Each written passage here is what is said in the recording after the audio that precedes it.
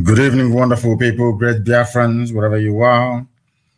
This very evening, morning, noon, or night, depending on where you're domiciled, depending on where you're listening to us from, we welcome you to another extraordinary broadcast here live on this glorious platform, Radio Biafra, going out to the entirety of humanity.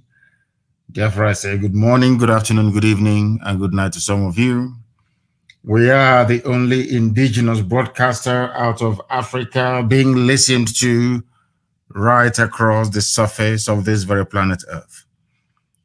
And as always, as I'm welcoming you, please endeavor to welcome other people as well. Share the links as widely as possible.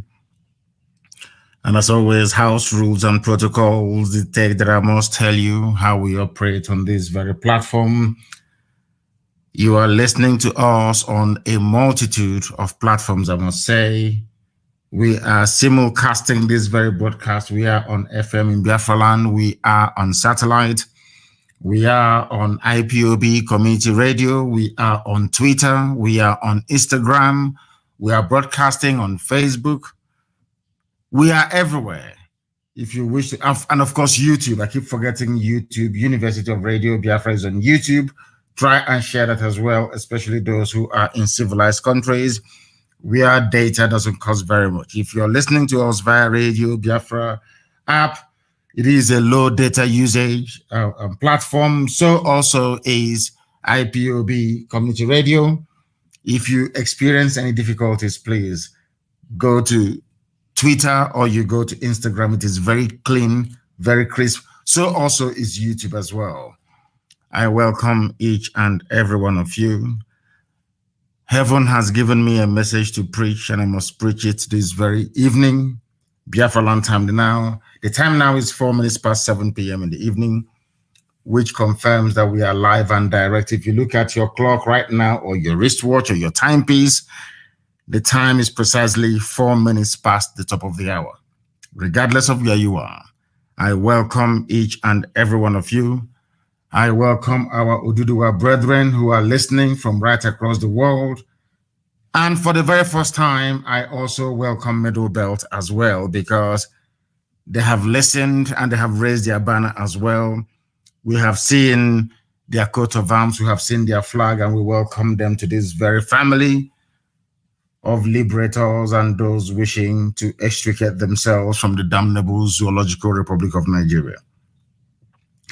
Before we go any further, I am going to pray as tradition demands. And as I hand over our proceedings this very evening, morning, noon, or night, depending on where you are, to the Most High Elohim, I ask you please to get your pen and paper ready, because somebody made a very serious joke, which I think I will allude to in the course of our program this very evening. Do not forget your pen and your paper, because the whole world is listening. Every government of the world is listening. Every intelligence agency around the world is listening. People are listening. And I'm told so also are immigration officials from Canada as well. Everybody listens to Radio Biafra. They all do.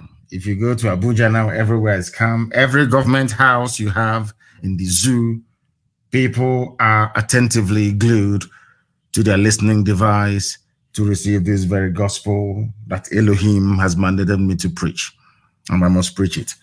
My name is Mazi Nnamdi Kanu. I am the leader of the largest mass movement on the face of this earth, the indigenous people of Biafra, IPOB.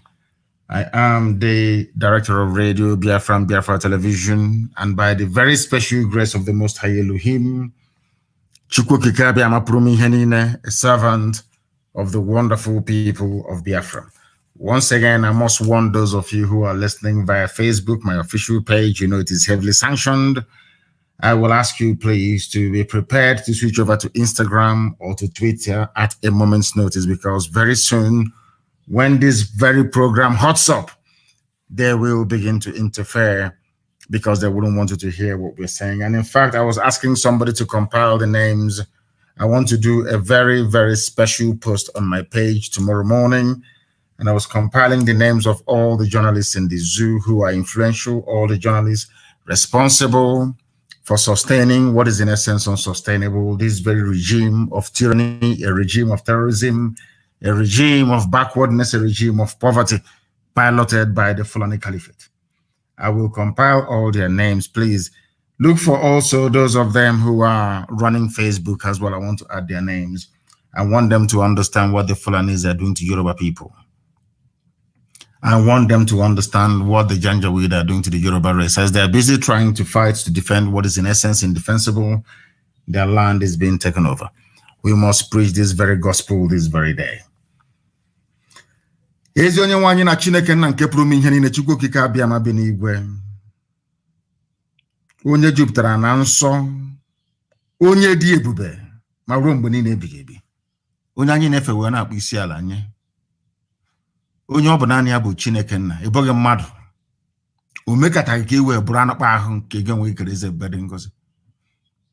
Ị nọ na mmụọ onye nwe m. Ebe obibi gị bụ ebe kachasị ebe niile elu. N'ihi na ịdị nsọ wee karịa nghọta nke mmadụ dị ndụ. O nweghị ihe ọbụla bụ ihe eji ama atụ sị na ọ bụ ya yiri gị. O nweghị ihe ọbụla bụ ihe gị onwe ikere eze ebube dị ngọzi. A pụrụ iji wee si n'ihe dị etu a dịka Chineke nna nke bi n'igwe. Ọ bụ ya mere ndị Igbo ji wee tụọ gị aha n'ibe ebighị ebi. N'ihi na enweghị mmalite enweghị ọgwụgwụ. Ahapụ m aga m eto gị ụbọchị nne n'ime ndụ m. N'ihi na ọ bụ naanị gị bụ Chineke nna nke usu niile nke ndị agha. Ọ bụ naanị gị na-epuru anyị ụzọ nna nke ebere. Ọ bụ naanị gị na-alụrụ ndị gị ọgụ, naanị gị na-agbụrụ anyị ọbụ onye nwe m. Ọ bụ na ọ gbadara aka gị ka anyị nọ ka e were Biafra nke gị onwe ikere eze ebube dị ngọzi wee nyefee gị n'aka ka i wee zọpụta ụmụ gị n'aka ajọ ihe. N'ihi na mkpagbu dị iche iche dakwasara ndị gị Chineke nna nke igwe. Ọchịchịrị wee si ebe o si wee kunie. Eleghị anya ọ bụ site na akparamagwa ọjọọ anyị maọbụ mmehie. Mana onye nwe anyị na Chineke nna biko barịọ ka anyị na-arịọ ka iwe gbaghara anyị mmehie anyị niile. Ọ bụghị na anyị toruru mmeso ọma gị nna nke ebere dị ngọzi. Kama anyị wee na-arịọ ka iwe cheta okwu ọgbụgba ndụ gị n'isi anyị. N'ihi na isi na mgbe ọbụla anyị kuniri wee chighata azụ wee cheta na ọ bụ naanị gị bụ Chineke nna na ọ bụ gị bụ nna nke ụmụ Biafra, na ị ga-azọpụta ndị gị. Na ị ga-abụrụ anyị nna, anyị wee bụrụ gị ụmụnna nke igwe. Anyị wee na-asị n'oge ahụ eruwekwanụ mgbe nnụnụ ọwụla ji alaghachi na-akwụ ya ka i wee zọpụta ndị gị nna nke ebere dị ngọzi. Na ala Biafra bụ ala nke gọziri agọzi nna nke igwe. Abịa m iji wee mee ka mmadụ izi n'elu ụwa wee si na Biafra wee kunie. Anyị wee na-asị gị gosi mba niile dị iche iche na ọ bụghị bụ Chineke nna. Na ike niile nọ n'ọbadara aka gị na ọ bụghị n'ọbadara aka nke Britain bụ mmadụ dị ndụ nna nke igwe. Gosi ụwa na ọ bụ na-adịghị bụ Chineke nna nke ụmụ Biafra. Anyị were ihe na nke anyị onwe anyị bụ enyefe gị n'aka wee na-arịọ gị ma mma gị na ebere gị amara gị n'ọmịiko ebe ndị gị nọ. Lekwa ụmụ gị ọbụla dị ndị nke eji eji. Anyị na-ekele aha nsọ gị n'ụzọ pụrụ iche n'ihi na ọbụla na ha bịa nwụrụ fara mbaka n'ụbọchị nke taa. Igbudi wee daa n'Enugwu wee hapụ ya. Etu aka ga-esi wee hapụ ndị ọzọ bụ ndị eji eji. Agbanyeghị ihe niile mpụ niile nke ndị nọ na-eme, ma ndị ohu ha, ndị odibo ha bụ ndị nọ n'ala nsọ gị nna nke igwe. Ndị dị etu aka si ha ga-aba ha ọnụ n'otu n'otu. Ị ga-ejide ha wee laa ha n'iyi. Ka ha wee ghọta na Biafra bụ nkwa nke ikwere ndị gị n'oge erukwara mgbe ị ga-eji wee mejupụta ya. Anyị wee na-asị gị otuto na nsọpụrụ na ịja mma niile dịrị aha nsọ gị onye kere eluigwe n'ụwa. Elohim Adonai El Shaddai. Ugbu a ma ruo mgbe niile ebighị ka a na-arịọ gị ise ise ise. Ọkwa n'ozi ọma Chineke. My goodness. You will allow me to preach this very gospel this evening. For those of you who are old timers on this very platform, this Radio Biafra, I want to reconfirm to you, I wouldn't call it a prophecy, I wouldn't call it a prediction, I will call it words spoken under divine inspiration. That is why the accuracy of our prophecies is unmatchable. Those of you may remember in 2014, when they were campaigning, jostling, and politicking in the Zoological Republic of Nigeria that man created for the habitation of animals, called Nigerians. I made it very clear to you then. If those of you who are listening tonight, or some of you can remember, I said to all of you that Buhari is the one that holds the key to Biafra. I don't know how many of you can remember this, but I preached it on this hallowed platform, on this Radio Biafra, this God-ordained radio station for the restoration of the children of light, that they may enjoy the sovereignty that God Almighty promised them. I preached it here on this very platform. I told you, do not despair, do not panic, that the Pharaoh is coming, and it is Buhari. I told you so on this very platform. I'm sure that some of you can remember that. I said that Buhari is the surest way for us to get Biafra. Is it not happening now? Everything I tell you is gospel. Remember when I said that Buhari will give us Biafra? Those were the exact words I used. And it is now manifesting before our eyes. Everything happening today in the Zoological Republic of Nigeria is because they refuse to let us go. I remember, I think it was in 2015 to be precise, thereabout. I was in the USA and I was granted an interview by Rudolph Okonkwo, if I'm not mistaken. And I told him that if they do not give us Biafra, that Nigeria will be worse than, in fact, that Somalia will be a paradise compared to Nigeria. What is happening today? These are words on the marble. These are, I wouldn't call it prediction. These are prophetic pronouncements on this very hallowed platform that all over the world today, people are witnessing and confessing to its accuracy. Everything happening today in the Zoological Republic is because they refuse to let Biafra go. And I also want to tell them this evening, or depending on where they are, that the more you continue to delay the coming of Biafra, the more calamity you're going to face. And I want to point it out. I want to speak very calmly this evening so they can understand what I'm saying. Remember when I asked you to allow Biafra to go and you refused? I'm now speaking to the Sultan of Sokoto and the entire Janjaweed Caliphate. These very horrible people that have brought death, destruction, and mayhem upon the lives of very quiet, peace-loving people, not just of the Middle Belt, but across the entire South. I want you to listen to me very carefully this evening. Because of your delay in allowing Biafra to go, now you will lose Oduduwa as well. I want you to understand that the more you hold on to this very rigid, idiotic, should I say, unwavering position that Nigeria should remain the way it is, the more you're balkanizing it, not just in the spirit, but also in the physical realm. Why am I saying this? Now, Oduduwa agitation has hit a crescendo. And for the very first time, they have now also identified some of their leaders as being their problem. They are no longer blaming anybody else. And when people begin to blame their leaders, as we have been doing, I think they have cut off the whole thing. I believe that I don't know if Facebook has cut off the video on my page. I have no idea, but we shall see. Let us continue. If they kick you out, please find alternative platform to listen. People should go to my page and share all the links that people are using to listen to us, so that those who are on my page, who are suffering as always, will be able to listen via other means. After this very program, Ikechi will work very, very hard to ensure that the SoundCloud is uploaded as quickly as possible. I must preach. I asked you to let Biafra go. You said no. Now Oduduwa is with us. We then pleaded and said, allow Oduduwa and Biafra to go. You said no. Now Middle Belt has joined. If you say no to Middle Belt, Oduduwa, and Biafra becoming free, very soon, the Habe Republic of Hausa land will rise up again with their own banner. Fulani, you have nowhere to go to. What you're then now going to do is to unleash your dogs of war. That is what you're going to do. You will think that by tricking the Hausa people to believe in you, to come and join you to fight other people, as you have done in the past, you will think that will be a viable option to take. But I'm telling you to spell your doom. I warned you before. You people should have let Biafra go on time, and to all of you shouting insecurity everywhere. We are dying. Look at our country. Come and speak. I warned you in 2014 and 2015. If you do not let Biafra go, everybody is going to suffer. And today, everybody is suffering. But I'm sure, Fulani, they have this very primitive, almost a very satanic stubbornness that they have. They will say no.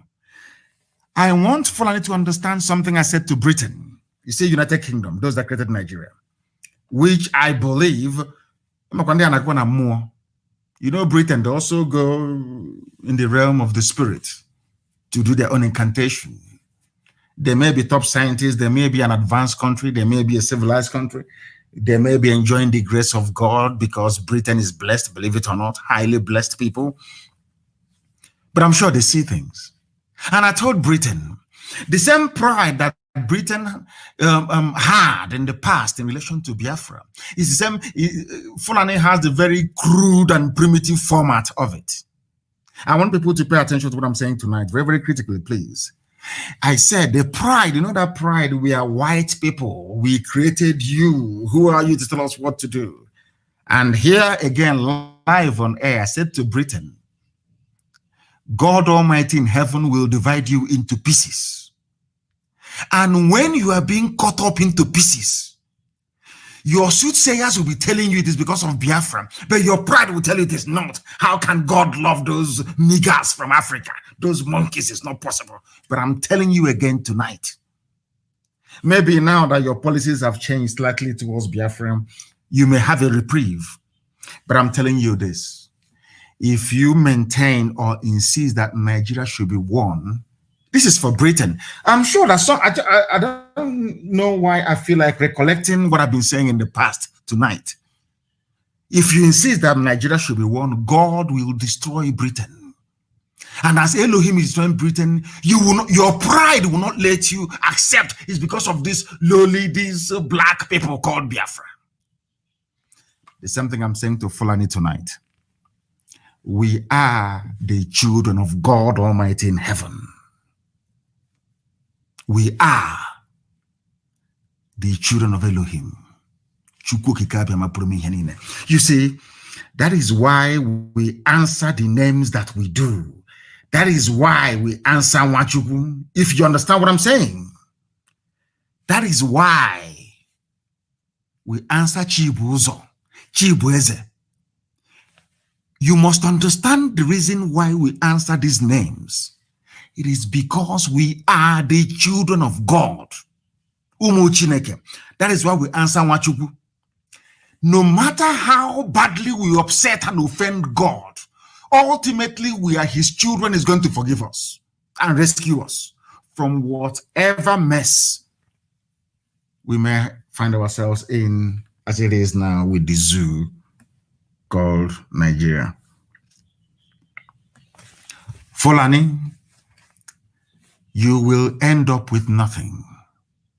The best thing for you to do is to stop all this gra-gra, all this show that you're doing. Come and negotiate with us the date for a referendum, that we, the children of light, may go and play the role that Almighty God in heaven intended for us to play in the advancement and development of black people all over the world. Or else you will lose everything. When I told all of you Nigerians that delaying the exit of Biafra from the zoo will bring unmitigated disaster upon you, you did not believe me. I told you Somalia will be better than you. Allow us to go. You thought I was the one who is going to fight. No, not at all. The host of heaven is now fighting on our behalf. And I'm warning you, even Britain can see the handwriting on the wall. You, Janjaweed Caliphate, I am advising you, as fellow Africans, if I can call you that, the sooner you let Biafra go, the better, or else you will lose everything. And you see Sokoto State, that is the seat of your power. A war will be fought there for 136 years. After that, you will lose everything. I'm advising you, don't allow the demons that you worship to deceive you. Biafra has come to stay. There is nothing any mortal can do about it. It is the word of God. There is nothing man can do about it. I am warning you. Oduduwa is now with us due to your delay, because in 2014, 2015, Oduduwa, they were not serious. They said no, one Nigeria. But today, Oduduwa is more fanatical. I can even say as fanatical as we Biafrans are about their sovereignty and their freedom. Only a few days ago, Middle Belt have now joined us. And I can assure you, if you continue, the Habe Republic of the Hausa kingdoms will rise up in the north to demand for their own independence. And I can say to everybody tonight, as I've always said, anybody that raises their banner and their flag to seek independence will get free oil and free gas from Biafra land in perpetuity, forever and ever. I want you to understand this. Therefore, every security agent in Nigeria, every soldier, every police, every naval man or woman, every Air Force personnel, those of you in civil defense, you must each go back to your villages. Go back to where you come from to defend it. Because as you are being slaughtered, as those of you from the south are being killed in the north, they are sending people from right across the Sahel. These are deadly scavengers to take over your land. You must bear this in mind. You must go back to your fatherland right now to defend it. Because I want all the army and the police people to do a very simple survey. Maybe tomorrow morning. Because I know all of you are listening to what I'm saying tonight. Do a very simple slide survey tomorrow morning. All of you in the army, all of you in the police, I want you to do something very slight. Call your respective villages. I'm not saying where you're living in the township. Call where you come from, your village. Ask anybody in your village. I'm talking about those of you serving in Nigeria Army, serving in the police, serving in the Navy, serving in the Air Force. And you are not Janjaweed, you're not Fulani. All non-Fulani personnel in Nigeria security services or security agencies or whatever they call themselves, pick up your telephone tonight, even as I'm doing this broadcast. Call home. Ask them, are there Fulani terrorists, headsmen, Mietiala in my village? How far are they from my house? Just make a very simple phone call. That will convince you that as you are busy defending your one Nigeria for the Fulani, inadvertently, they are busy conquering you. It's a very simple experiment. You are a soldier, you are in Navy, you are in Air Force. Pick up the phone. I'm not saying because you are born in Ojuelegba, you should call and say, is anything happening in Ojuelegba? No. Call your village where your father comes from, where your grandparents come from. Because we are patrilineal, we lean towards our father. We come from where our father comes from. Call your village. Ask people in your village, how close are the Fulani terrorists to my house? How close are they to where I'm living or supposed to be living? They will tell you. Only then will you appreciate what we've been saying for long, that the more you fight for one Nigeria, you are doing it for the sole benefit of the Fulani Caliphate, because they are busy taking over your village. They are keeping you busy in the army and in the police. Meanwhile, they have taken over your village. You know, when people say to me that there are people from the Middle Belt who are still in the police and in the army, serving in various locations and trying to defend one Nigeria, I feel sorry for them. Go back to your village and see what life is like there. They're in refugee camps. That tells you all you need to know about the zoo and why you must heed my call this evening. You're not going to die of hunger. Abandon the army, abandon the police. Go back to where you come from and defend your land, because the Fulanis have come in to take it over from you. You must go back home and defend your land right now. Has it not dawned on everybody that the defense of one Nigeria as presently constituted is only aiding the march of the Janjaweed Caliphate to the Atlantic? Because the more you're in Borno serving, you're in Yobe, you're in Taraba. The same Ibek you come from, the Fulanis are there trying to take over your land, killing, raping, maiming people. Did you not see the batch they sent to Yoruba land that was intercepted today? But there are Yoruba people who are fighting right now in Nigeria Army in Borno as they are moving towards the north to go and defend their so-called one Nigeria against Boko Haram, which incidentally was created by the same Fulani people. Another consignment of Fulani killers and murderers are heading into Yoruba land. Does that make sense to anybody at all? These are the things we are trying to get you to understand, but for some reason, some of you can't get it. You're moving to Yobe. You're being posted to Yobe, to Taraba, to Adamawa, to Borno, to go and fight insurgency. Is that correct? On the way, you are passing Dangote trailers and trucks coming into your land with the same insurgents, the same bandits coming to your village to rape your mother, to abduct your sisters, your nieces, and in most cases, your nephews as well. I want people to actually sit down tonight and rationalize what I'm saying. Those of you in the police fighting for one Nigeria, those of you even in the print media or in the electronic media, all those journalists trying to keep Nigeria one, call your village and ask them, what is the status of security in my village? They will tell you the Fulanis are everywhere. Doesn't that make a mockery of all the things that you claim you believe in?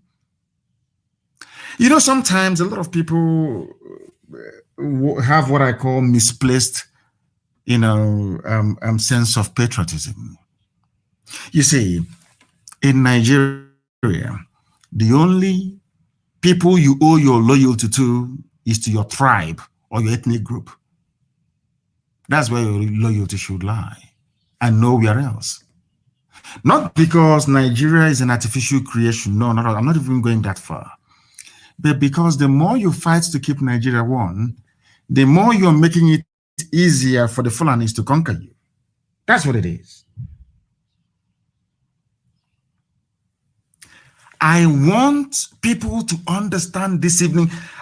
People are asking, why am I speaking in this tone? And because I want it to sink in very well. I don't want anybody to say, oh, because he was insulting me, I wasn't able to understand what he's saying. That is why I am preaching the way I'm preaching tonight, so that you can understand it very, very clearly. We must end Nigeria as quickly as possible. I'm not talking about months, but in weeks. Why am I saying that? Because the Fulanis have perfected their plan to start an all-out conquest by the year 2022. By the year 2022, they want to start their full conquest. So we must stop them before they commence. If they commence, we cannot stop them. Because if they commence, all those territories they have taken from Benue State, all those territories that they have taken from Plateau State, all those territories they are occupying in Kogi State, believe you me, if we continue to wait, any day that the world steps in to say enough is enough, they will claim that very territory as their own. They would have advanced all the way from Sokoto to Katsina Ala in Benue State. What does that tell you about your future? What does that tell you about your future? You must listen very carefully without prejudice tonight, please, as we preach this very gospel. All of us, Biafra, Oduduwa, Middle Belt, and Hausa, these are the indigenous populations that we have. These are the true owners of Nigeria. Fulani people, they are less than 10% of the population. They are not indigenous to Nigeria, not at all. And in Africa, you must come from somewhere. You must come from somewhere. They have promised them that Nigeria is theirs for the taking. For them to succeed, we have to be as foolish as the Hausa people were. For them to succeed, we have to be as politically naive as the Middle Belt people were. For them to succeed, we have to be as moronic as the Yorubas have been for years. For them to succeed, the Biafrans will have to be as foolish as they have been for a very, very long time. Or should I say, those that call themselves the political class or intelligentsia, but, very, very daft and foolish, if you ask me. If we remain this stupid and foolish, the Fulanis will take us over. They will take our land from us before our eyes, and there is nothing anybody can do about it. Do you know that in Olu today they were shooting? Where today they were firing everywhere, trying to scare people away. The same thing they cannot do when they confront Mietiala terrorists with their cattle and the AK-47 in the forest, killing, pillaging, and raping people. They have never confronted them, but they are on the streets of Owerri and Olu, firing and shooting indiscriminately. Anytime I tell you something, please take it very seriously. And as heaven told me many, many years ago, the late dead Buhari did all he could and left the rest to Abakari, to Isafuntu, and all the rest of them. They have done their best. The Fulani Caliphate have done their best to destroy Nigeria. But it seems that they are not alone in all of this. We must help them to destroy Nigeria and bring it to an end as quickly as possible. Somebody called it a pantomimized country of Fulani terrorists. It is only going to get worse. A country where a minister professes to be a terror sympathizer and 200 million people could not remove a single minister. How do you think you can remove a president? Or so be it somebody that they are ruling in his name. Pure common sense. You cannot.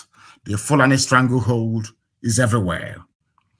Look at all the kidnappings and killings in Benue, across the Middle Belt, all the way from southern Kaduna. Even those in Borno, even those, they call it the Northeast.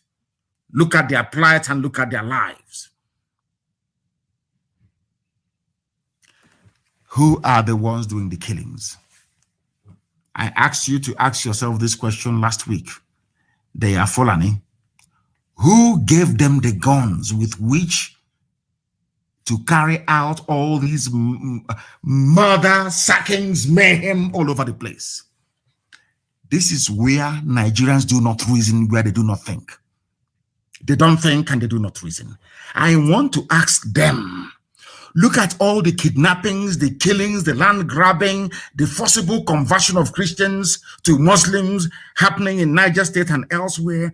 Look at all the things that have been happening. Who gave guns to these people? They claim they are jihadists from Mali, from Senegambia, from across the Sahel. They came into Nigeria either with guns or without. If they came with guns, how come they were not stopped? If they came in without guns, these people are from Mali, mind you, and all the rest of them, how come they managed to acquire guns? These are the things you must ask yourself, and the sooner you find answers to these questions, the sooner you realize how foolish it is trying to defend what is in essence indefensible, which is one Nigeria.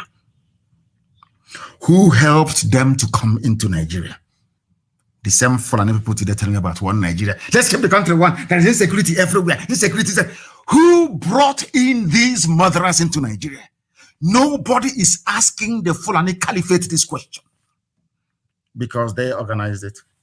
El Rufai, all the Fulani governors, because they believe the nonsense that Nigeria belongs to the Fulani race. It is theirs for the taking. And they actually believe it because of idiots like Wike and that great harlot, that bleaching, palm wine drinking harlot in Asorok. Look at what is happening all around you and ask yourself, who gave Mietiala AK-47 with which to intimidate, to kill, to pillage, and to rape? Who gave the Fulani terrorists all these weapons they're wielding everywhere?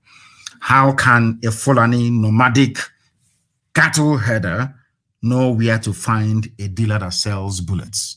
You know, have you ever asked, when you see that lonely Fulani boy with AK-47, how do you think he replenishes his stock of bullets? Who gives it to him? So you think he will leave his cattle? Let's say they are somewhere around, what's it called, at Amancia, you know, with his AK-47. Maybe he has gone, he has raped, he has kidnapped, he has killed a few people. Ask yourself this question: how do they get a resupply of bullets? Who gives it to him? A Fulani cattle header. Have you asked yourself that question before? Any day you do, you will understand the hopelessness of one Nigeria. Do you think that this invasion and conquest of Middle Belt would have been so easy had Middle Belt seen what Ojukwu saw in 1966 and 67? If not for the prejudice of the people that call themselves Nigerians, do you think that you'll be seeing what you're seeing today? Had all of you supported Biafra, do you think you'll be losing your land today, losing your head, losing your faith, losing your religion? Do you think that Leah Shuaibu will be more like, I don't know, a breathing, whatever it is, for Fulani terrorists? Is that what you think? I want Nigerians to understand this. God is punishing all of you for what you did against Biafra. All the mayhem, all the killings. Ask yourself, why is it only in Biafra land that the Fulanis do not have any genuine stronghold? No foothold in Biafra land. Why do you think so? God is punishing every part of Nigeria for the crimes you committed against his children. I'm not expecting you to believe what I'm saying, but you know it to be a fact. That is the fact. But today, thankfully and mercifully, the brute is no more to tell you how miraculous God is. Buhari is dead, we know. How do we know that Buhari is dead, you may ask? Because God gave us brain to be able to use it to reason. That is why we are not animals, because that's what Mary Wollstonecraft said. The reason, the only difference between you and the Fulani cow is because you can reason. Listen to me very carefully this evening. Buhari is no more, but the Fulani Caliphate, to tell you how merciful God is. When Buhari died, had they said Buhari is dead, Osibajo would have taken over. Osibajo is more learned, more urbane, more conciliatory, more progressive. Nigeria will still be one. That would have made our work very, very difficult. Because maybe Osibajo will come down to discuss and to negotiate, to say, oh, let's restructure, let's go back to the regions, either 1960 Constitution or 1963, whichever one would have continued in this. But to tell you how miraculous God is, he hardened their hearts. They said, no, it's our turn. It's our turn. We must remain in power. The time they were doing it, they never knew that would lead to the end of Nigeria. They never knew that. Elohim hardened their hearts. And today, the Fulanis have run Nigeria aground. And they are being openly vilified by everybody. Even Britain is fed up. USA is fed up with them. EU is fed up with them. Now you understand it, don't you? They themselves are the ones now canvassing for coup. Forget all this nonsense you're hearing. They use one man called Clark, who said he's a senior advocate of Nigeria. Senior advocate of what? I have no idea. A senior advocate asking army to come in to take over power under a civilian democratic dispensation. And he is a senior advocate of Nigeria, a supposedly learned man. When I tell you that they're not educated, I'm insulting them. Senior advocate of Nigeria, advocating for army to take over. Can you believe that?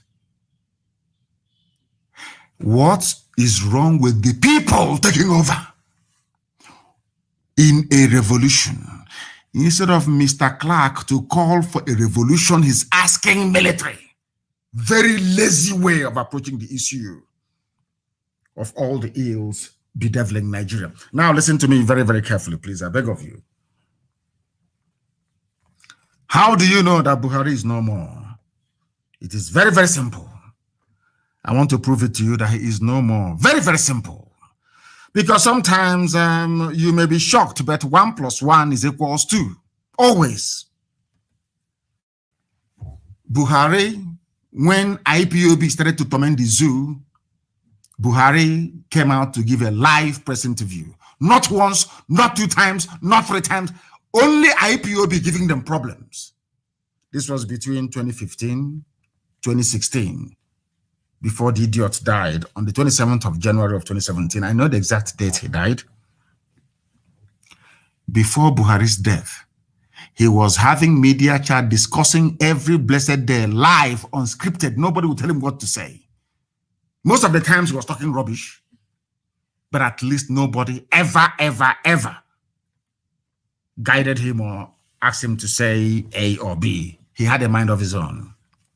Now, the Senate of Nigeria, listen very carefully, in a democracy, the Senate of Nigeria, or should I say part of them, came out to say, we have not heard from our president despite the daily killings. That on its own is an impeachable offense. That on its own is an impeachable offense. You are telling me that a president is alive in a country bedeviled by insecurity left, right, and center. They are minting money, they are printing money every day. They call it quantitative easing. NMPC does not have any money anymore. They fall and they sell the oil and they pocket the money. The zoo is sinking. You have not heard from somebody who claims he's a president. Compare the character of the mask-wearing idiot now to the Buhari you had before. Are they the same? You know, sometimes in life, you expect people to be able to reason properly. I am asking you people, you Nigerians, the thing that you're seeing now, coming from who you claim is Buhari Nasarok, the mask wearer, is it the same attribute of the man that you used to know? I'm sure the answer is no. A whole Senate of the country lamenting, we have not heard from the president.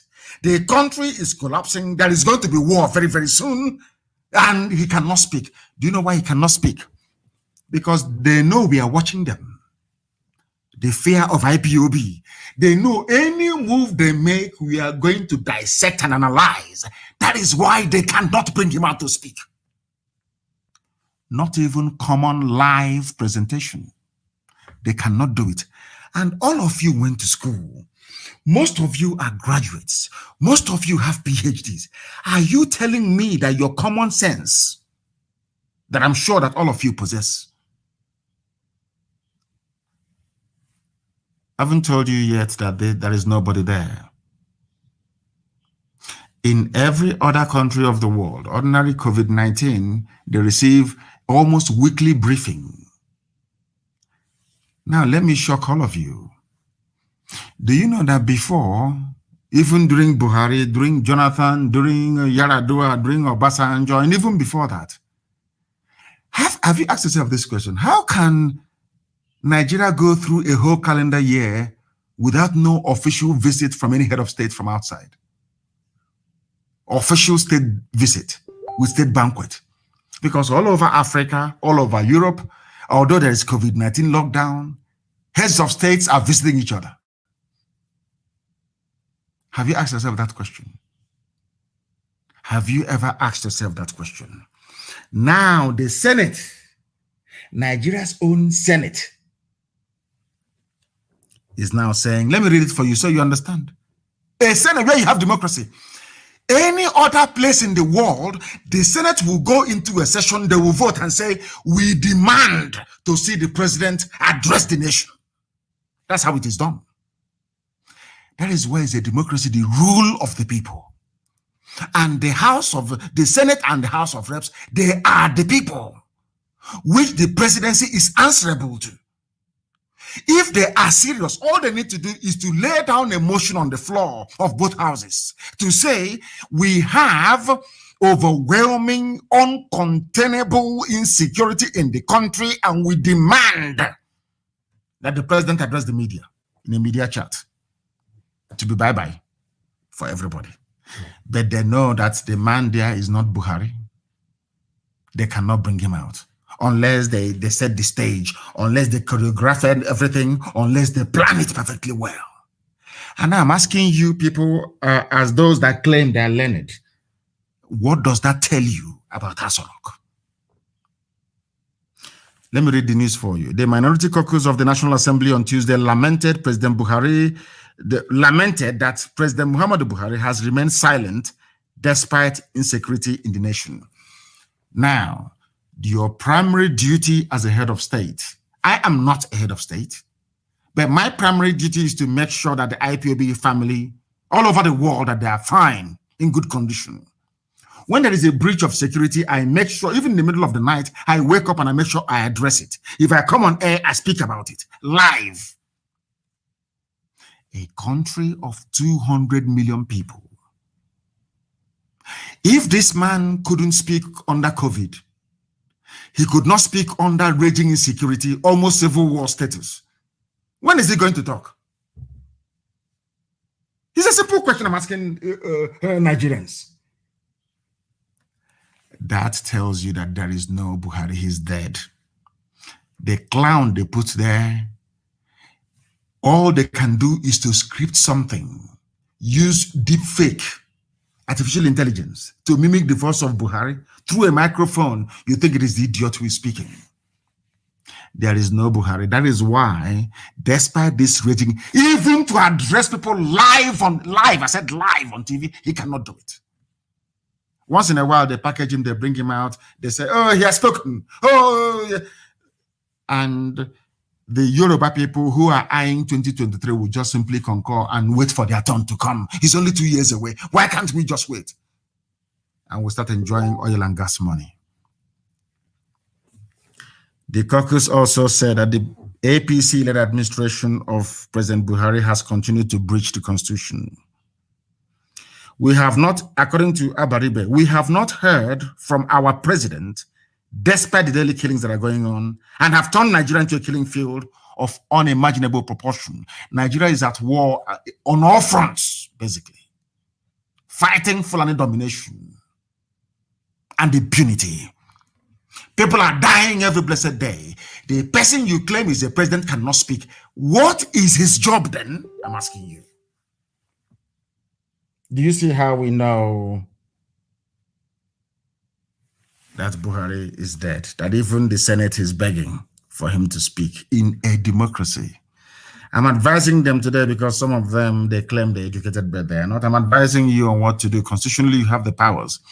Go and pass a motion on the floor of both houses, send it up to Asorok and say, we demand to see you to address the nation live and answer questions from journalists regarding what is happening in the country. Not just address.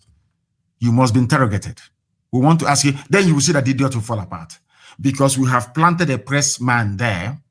I'm not going to tell you his name or his network. He is going to ask him a question in Fufude, the native Fulani language that the old dead tyrant Buhari spoke before he died on the 27th of January, 2017. I stake my life on it. I have said to them, if you can bring out this man and prove he's Buhari, I will drop Biafra agitation and apologize. But I know that the idiot is dead. They are shielding. The only reason why they cannot speak is because, you know, they thought I will remain with, they don't know how we discovered that Jubril had fled. They were shocked. They thought I'll be saying Jubril all the time, so that Western intelligence will say, oh, he doesn't have his facts right. I know when they switched from Jubril to Yusuf Abubakar Mohammed from Niger Republic. That is the new Buhari you have. That is why you cannot see him. That is why he cannot do tours. That is why you cannot see him come out to receive heads of states. That is why everything is secrecy. You can be killing, people can be dying. You never hear a word from him. They are shielding Yusuf Abubakar Mohammed from talking because the day he grants any live, unedited, unscripted interview, the political class in Nigeria will commit mass suicide, because I'm sure that's what they will do. Rather than come around to say, oh, Ipob, Nnamdi Kanu has been right all this while, they would rather die. That's black people for you. They will commit mass suicide. That thing in Aso Rock, as I told you in 2017, is not Buhari. If you say he is Buhari, I want him to have a live media chat, the type the old Buhari had on the 31st of December of 2015. It's a challenge. If you claim Buhari, that idiot there is Buhari, let him come out and address the security situation in the zoo called Nigeria. In a live media chat, he will never ever do it. That day, the shame of Nigerians will be open for the whole world to see. The world, right now, a lot of countries, in fact, Nigeria is the only country in the only passport that you require visa to go to almost every other country in the world. Because of how useless it is. Any day, that thing there, Yusuf Abubakar Mohammed grants any live interview or media chat. If you say you're a Nigerian outside, people will spit on your face. They will say, we know you people as fraudsters and criminals. We never knew you're even this stupid. At least criminals are supposed to be very smart. You people are equally very, very foolish. So Abaribe, the Senate, and they can talk all they like. That thing there can never grant any live interview for anybody. He will not do it. Any day they do it, they try it, they are finished. And they understand that very well. That is why he cannot hold a live media chat. People are talking about impeachment. Let us impeach him. As my dear brother Mbaka said, let us impeach him. Do you know why Fulani is against impeachment? Fulani wants that boy to leave. They want to remove Buhari, that name Buhari from Aso Rock. That is what they want. Oh, forget all this nonsense that the ones planting it everywhere. The only reason why they said no to impeachment and why they are running after Mbaka that I'm glad they've released. I didn't want to talk about him or write about him or tweet in the afternoon. We are just waiting to see if they will hold him. And then that thing they want, they will see it.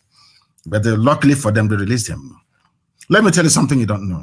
The reason why they're against Mbaka and everybody talking about impeachment is because once you impeach him, listen, he will be forced to come out to respond in the open. Journalists will interview him. That is why all of them, they're running helter-skelter. Nobody wants nothing. They don't want you to talk about him, because any day you vote in the House of Senate or in the Senate or in the House of Reps to impeach him, you will now give him a right to reply. Because the article, as Trump did in America 2 times, because the articles of impeachment will outline his crimes and misdemeanors. And the law of natural justice dictates that you must give him the right to reply. Who is going to reply? Buhari is dead. Is it Yusuf Abubakar Mohammed that will reply? The cabal won't allow it. Now you understand, don't you? That is why they're against impeachment. Because you cannot impeach a dead man. The Fulani Caliphate control all of you in the zoo using Yoruba media and your political leaders. They have captured the 2 critical, in fact, there are 3 critical constituencies in life. Media that brings you information and enlightenment. Your political leaders, traditional rulers, and also your religious leaders. That is why anytime they sense danger, they will send DSS. People are trying to destabilize the country. They want to remove Buhari from office.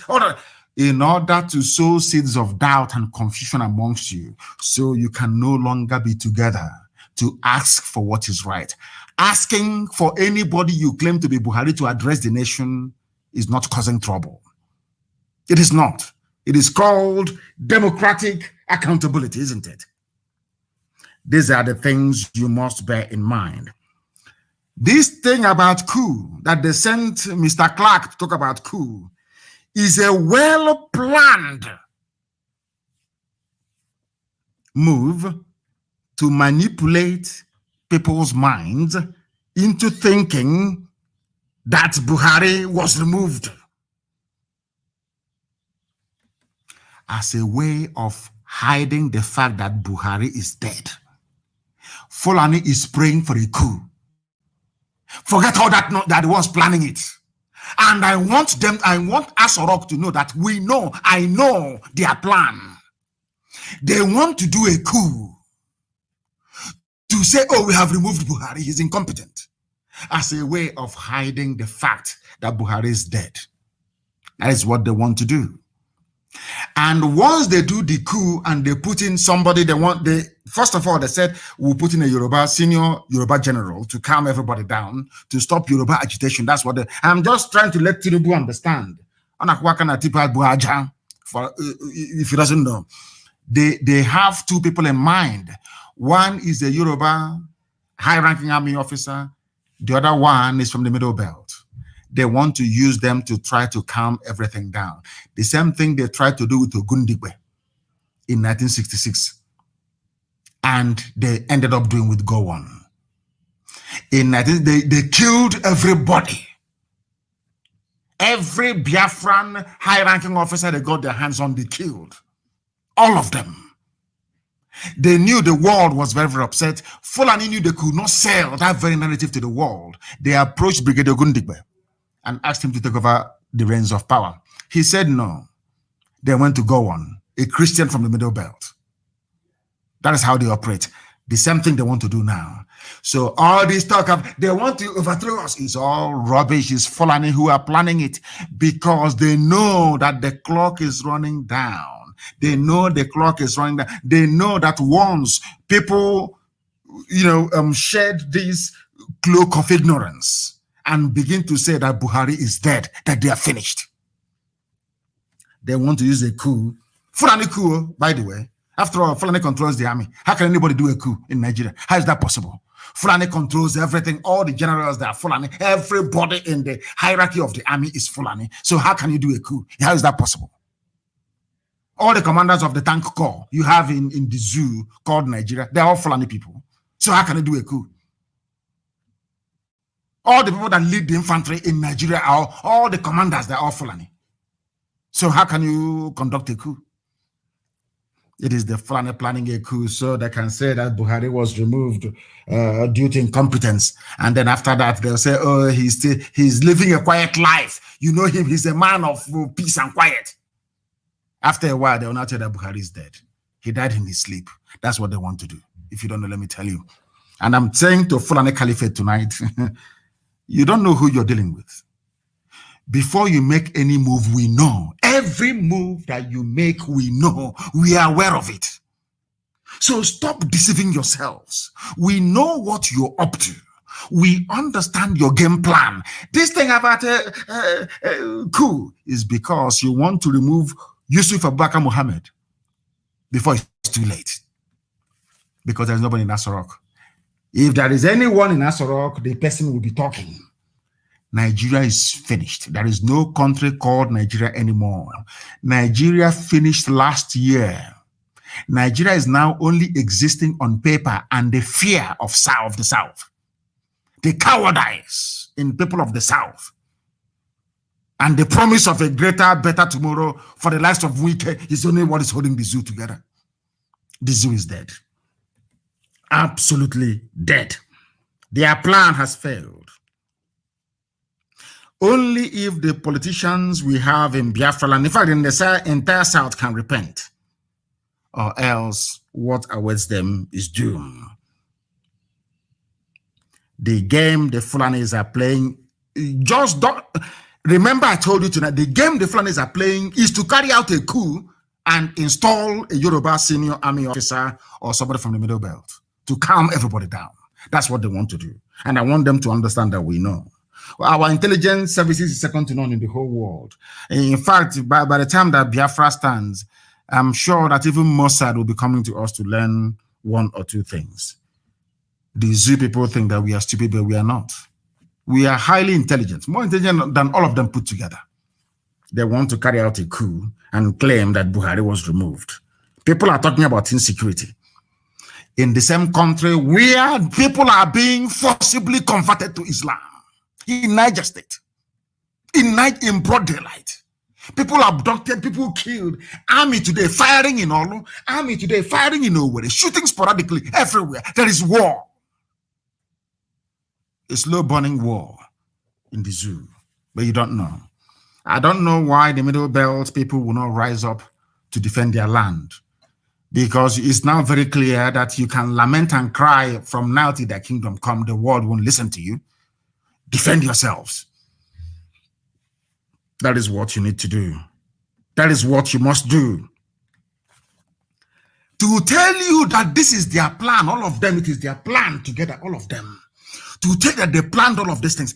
Now listen to what a minister is saying. You know, sometimes when you hear these things, you don't quite believe it at first. You think, oh, maybe somebody's pulling your legs, until you go and verify it for yourself.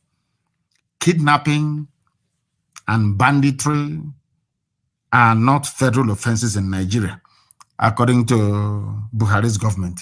Also, you know, Buhari by name. When I say Buhari, it doesn't mean Buhari is alive. It's the name they're using to rule. Are you listening to me? Kidnapping and banditry are not federal offenses in Nigeria. Then I asked them, what are federal offenses in Nigeria then? I don't know how, do you see how foolish these people are? You see, sometimes I don't know if this is punishment or what from God that I should be discussing monkeys like this. This man is a baboon. Why do you have federal high courts then and federal courts of appeal? So all the cases being tried, you know, this is something that Nigerians don't know. Even those that call themselves lawyers, like backyard quack lawyers like Wike, quack, backyard lawyer. Let me ask you Nigerians for 1 second. What cases do you think are tried in a federal high court? God, zoological republic. And these people actually go to school, spend 4 years in a university and come out as graduates. Even doctorate degree holders of law. If kidnapping and banditry are not federal offenses, then why are you trying them in a federal high court? That's the meaning of it. Federal high court for federal offenses. State high court for state offenses. Sharia court for Sharia offenses, so to speak. Customary court for customary offenses. Do you know that even the states, they have their own appeal court, so to speak? Now you are trying a case in a federal high court, which means it is a federal offense. But it is in the zoo. They don't know the meaning of it. They have no idea what it means.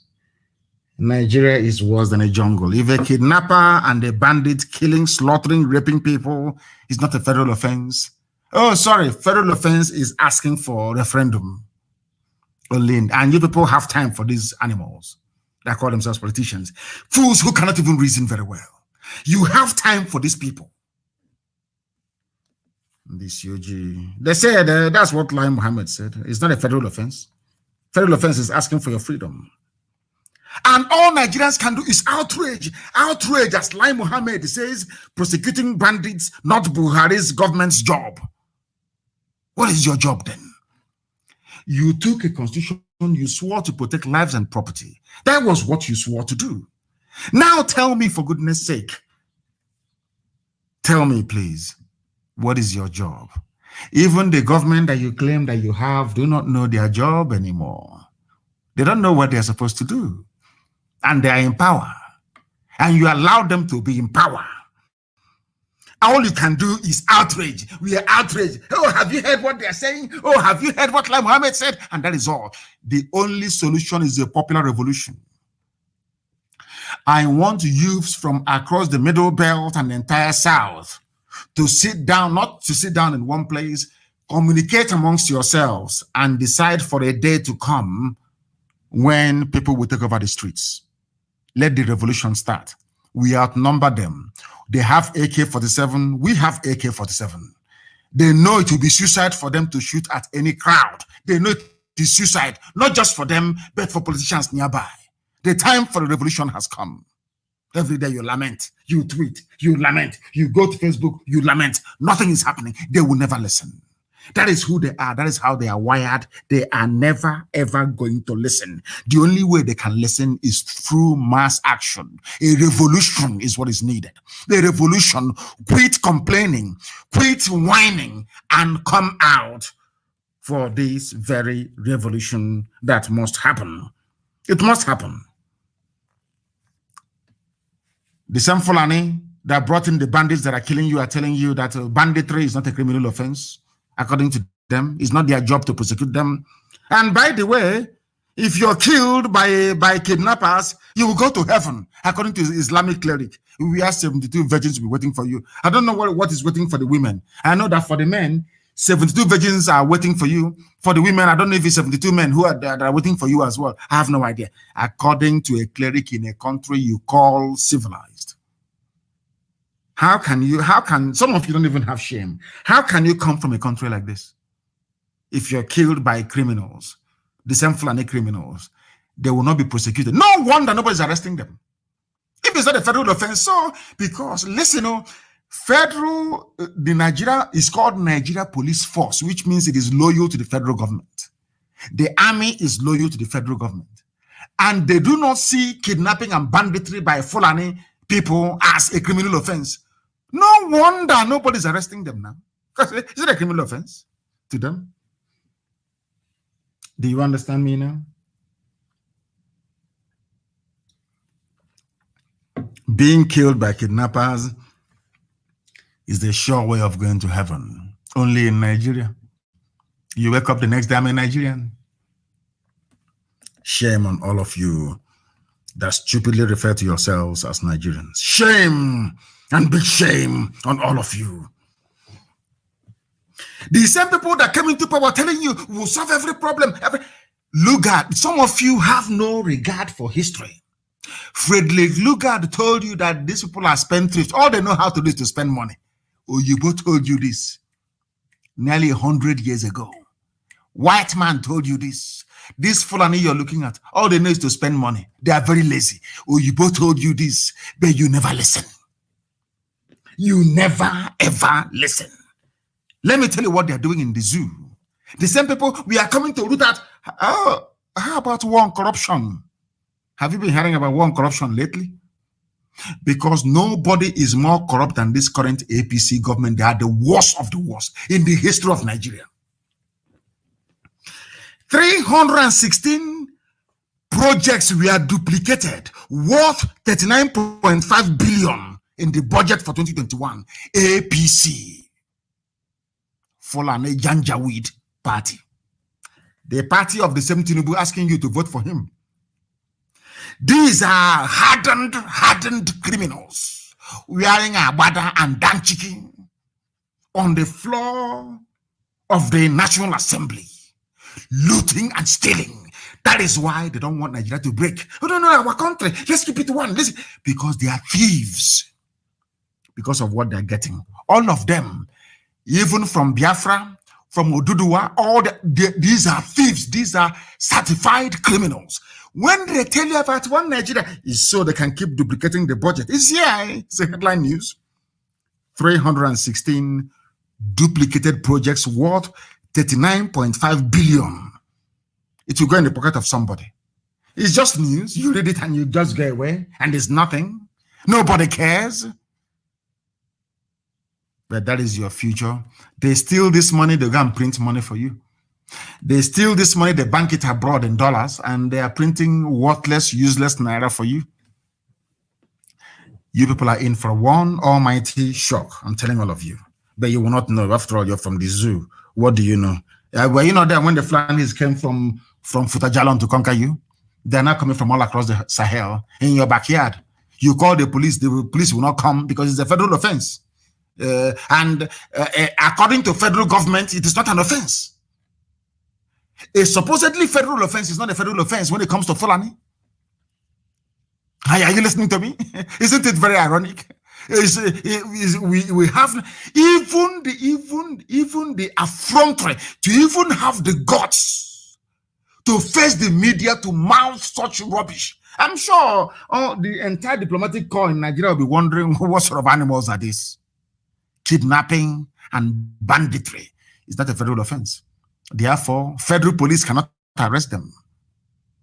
Army cannot arrest them. But they can arrest people who are agitating. They can arrest Fadambaka. They can burn people's homes in Imo State. And you call that thing a country? It is a shithole, as Trump famously said. I'm telling you the truth. They duplicate, they steal, they pillage. As bandits are pillaging you, taking your land from you, your so-called Fulani APC politicians are pillaging you by duplicating projects and pocketing the money. Tomorrow, the idiot to come on Channels TV or AIT. Our country needs to be one. We need to synergize and look for a way out of this. Meanwhile, his pocket is stuffed with 36 billion. Criminals everywhere. The zoo has fallen. Nigerian military wants politicians, soldiers against coup. There are some types of discussions you have in Nigeria that makes me wonder what type of God created you people. What type of schools you went to.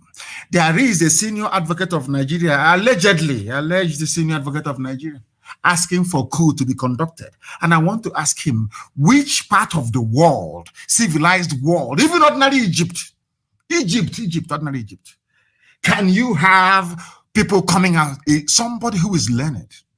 I believe he has read history to come out to say the military should take over. What stops you from taking over? Does power belong to the military? Okay, you're telling us that whoever is carrying a gun is who power belongs to. A senior advocate of Nigeria. No wonder the entire judicial system, the entire legal system in the zoo is laughable. In the history of the world, if you want to change a government, it should be led by the people, by popular uprising. That was the mistake that Nzogwu made. Nzogwu shouldn't have led the coup of 1966. What for? It's not your job. Your job is to defend the territorial integrity of the zoo, if it has one, that is. You're a soldier. It's not your job to be dabbling into politics. Allow the people to feel the pain so much that one day they will say enough is enough. That is the type of change that transforms society. And I expect somebody who is a senior advocate of Nigeria to understand this very simple fact. But it's lost on him. Tomorrow he'll say he's learned, he's an elite, he's educated. But all his education is pure nonsense. If you're asking the army to take over, that means you do not trust the people. Is army the people? Every popular revolution around the world in the history of mankind has been led by ordinary people. Why are you inviting the army? Is it their business? Remember Russia? There was a time that during the dying days of the Communist Party in Russia, they tried to send the troops to go and kill people. I remember very clearly, Boris Yeltsin mounted the tank, one of the tanks that the soldiers that came to Russian White House to bulldoze it was driving. He mounted it and spoke to his people. The army of Russia said, we are not going to fire on our people. In Nigeria, if the army can say tomorrow, we are not going to fire on the people, things will be different. It will change. But because, of course, we are from Africa, slightly primitive, African people, very primitive, very crude. If they promise you money and good life for your family, everybody else can go to hell. What Clark should have been saying is, let the army not fire on protesters when they come out on the streets to demand the change of government, not to ask the army to take over. It is a free lesson that we're giving to them. There has to be uprising, simultaneous uprising everywhere. I have said to Nigerian youths time and time again, we outnumber them. The only reason why NSAS protest collapsed was because of the ethnic sentiment introduced by Yoruba journalists, courtesy of Tinubu. That was what killed it.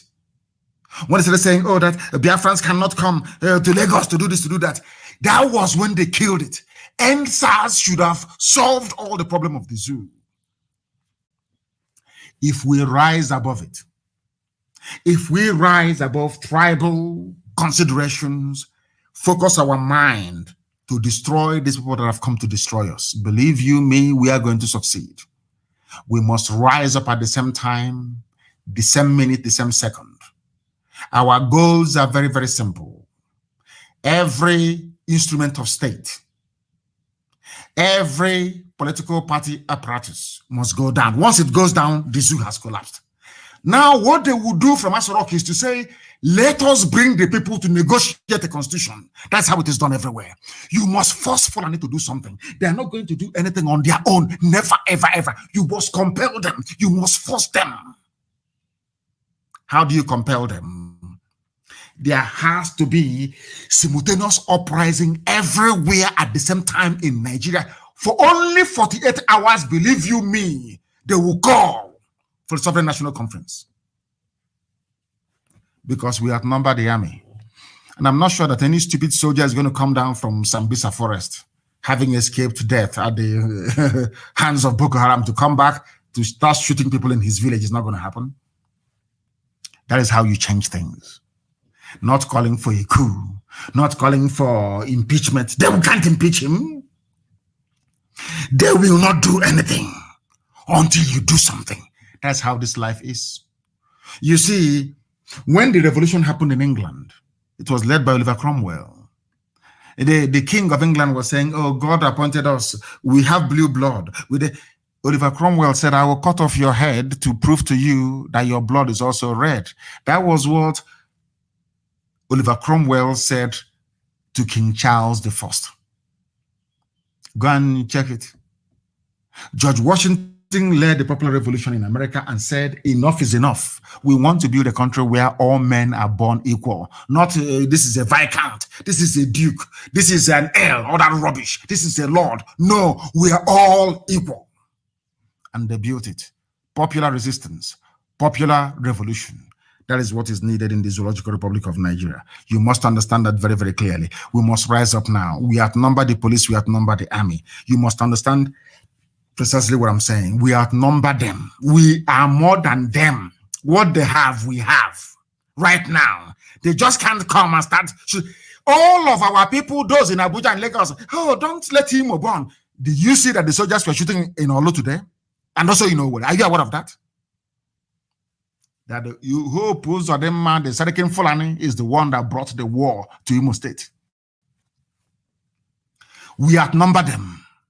We must abandon our businesses for 1 or 2 days. We must deal with these people. Only then, I'm telling you the truth, will they call for a Sovereign National Conference to say, what do we do? Until you get to that point, you are merely wasting your time. Writing, protesting. I heard some mothers were protesting about their children that were kidnapped. They went to National Assembly. Even National Assembly cannot get the person in Asorok to speak. So what do you think they can do for you? Nothing. Absolutely nothing. And these are the things you must understand. I want everybody now asking for regime change in Nigeria to understand this. That is why I say that Nigerians are not smart, they're not intelligent, they're very foolish people. I say it all the time without apologies to anyone. Nigerians are naturally very, very foolish. They're very, very stupid. And I'll prove it to you tonight. Since there is doubt, let me put it that way, as to the identity of the man in Asorok, what I expected the likes of Clark to say, the senior advocate of the zoo, is very simple. If you want to change, if you want Fulani to go mad tomorrow, very simple. We do not believe that whoever you have in Asorok is Buhari, since he cannot address us. We need proof that he is Buhari.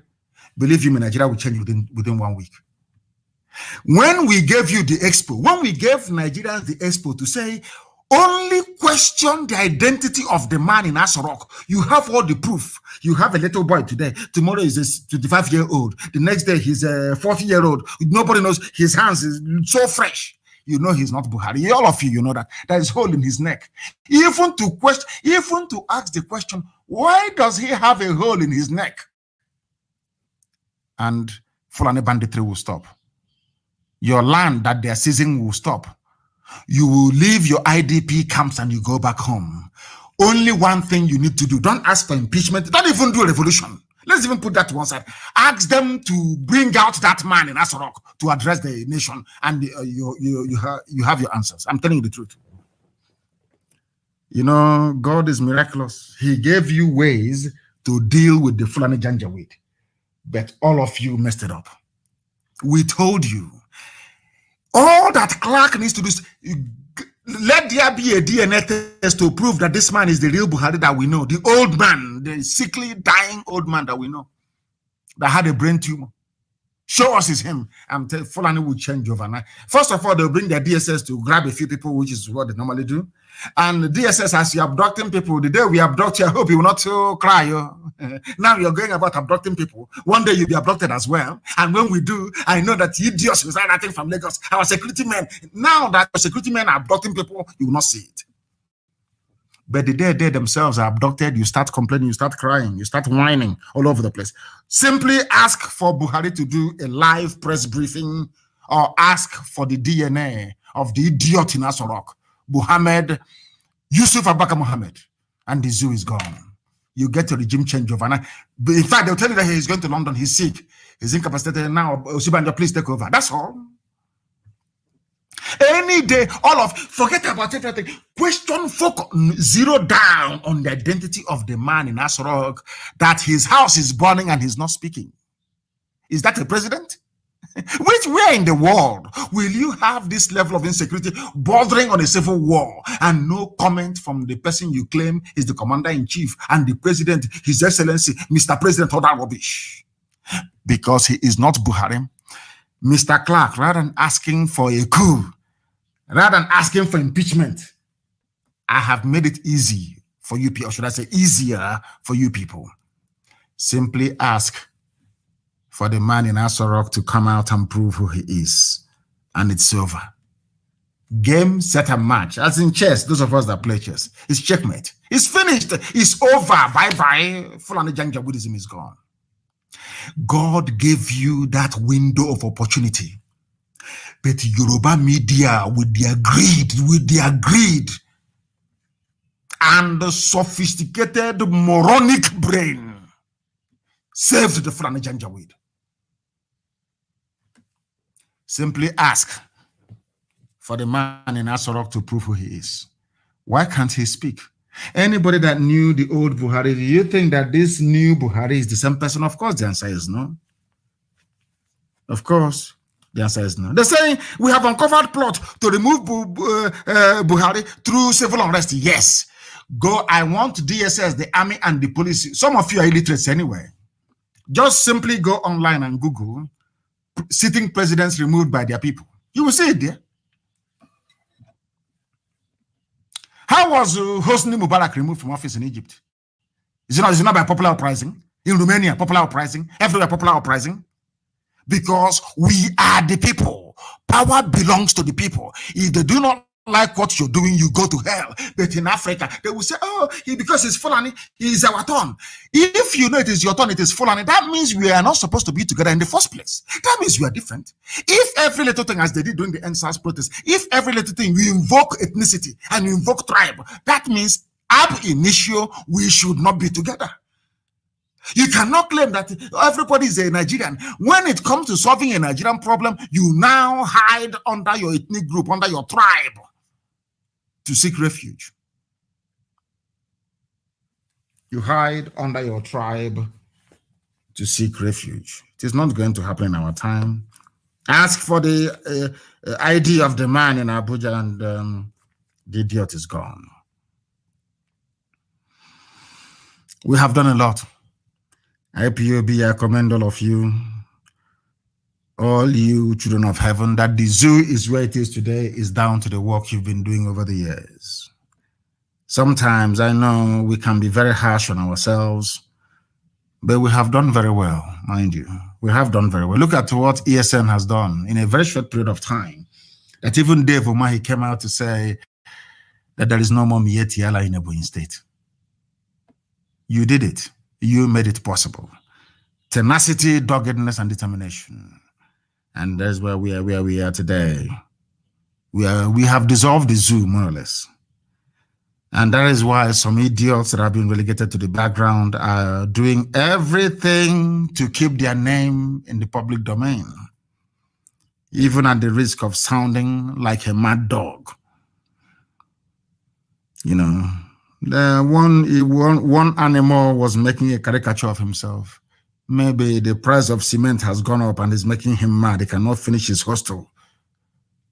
So he came out to talk rubbish to try to keep his name somehow in the public domain. They cannot match our pedigree, our influence, and our reach. They understand that IPOB is the engine driving this very movement towards its natural and inevitable sovereignty. We are the catalyst for every other person rising up to ask for freedom. I will do the word, brethren, acknowledge that before me. Because of you people, that's why we're doing what we're doing, they said to me. Middle Belt the same. How many days did I ask Middle Belt to come up, and they did?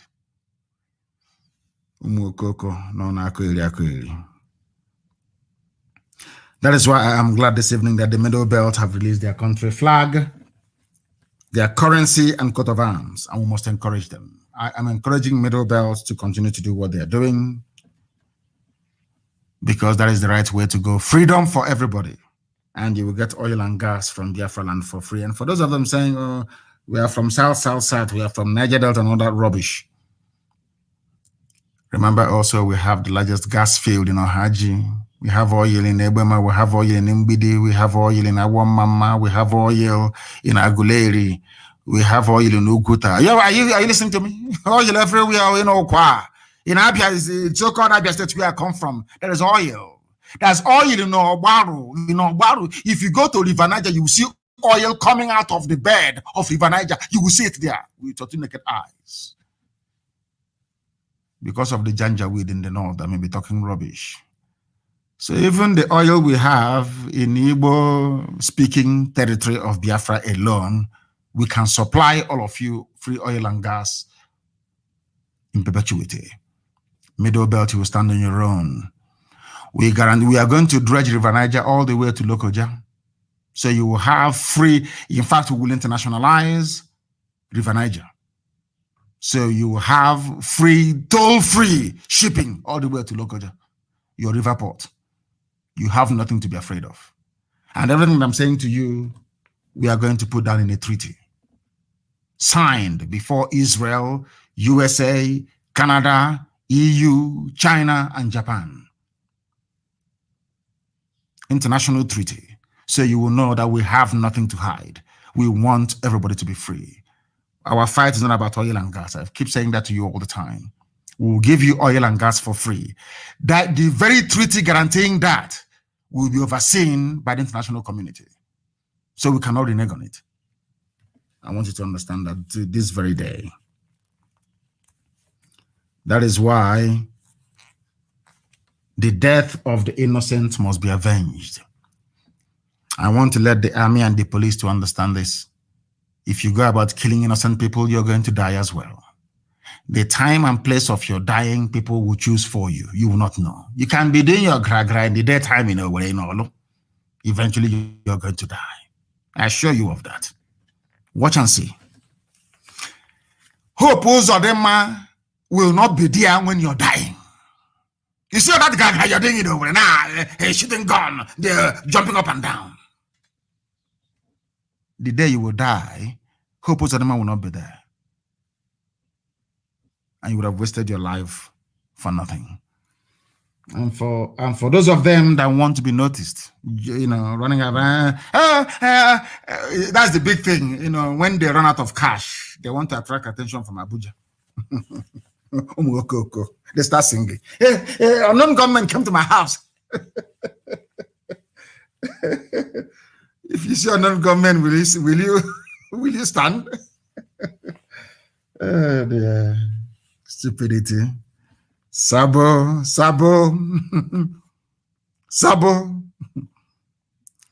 To not be well with them.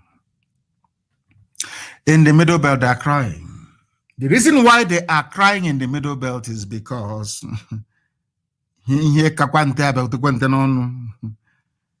if you have said to Benue people and TV people, to be precise, who are crying today that Ojukwu meant well for you, I'm sure today they will say yes. Ojukwu went to Aburi to negotiate restructuring. They rejected it. They lied. They used their media preponderance to propagate lies against an innocent man. They levied war against Biafra. The first shot of the war was fired at Gakem, or Gekem to be absolutely precise, and it was fired by the Nigerian army. Fulani have always wanted to conquer us. You know, Britain thought that the Fulanis were very mild, people, very stupid. They want to squander money. They want to own houses abroad and all the rest of it. They never knew that these are vicious, wild beasts. Now they have realized it. Britain is now saying, you can now say it, isn't it? Today, Benue TV, those that they convinced, Igbo man is your problem, Biafra is your problem, they're the ones who are crying today. Even the first lady of Benue State is crying. Every day, killings in Benue, every blessed day, because they will take it from you. Unless you rise up now to do something. No fewer than 17 persons, including women and children, have been reportedly killed, slaughtered by headsmen in the home of the wife of the Benue State Governor, Mrs. Eunice Autumn. Very clear, isn't it? The same people that call you North, we are from the North, we North against the South. Now they're the ones who are slaughtering you. What does that tell you about these people and their mindset? What does that tell you about the way they think and the way they reason?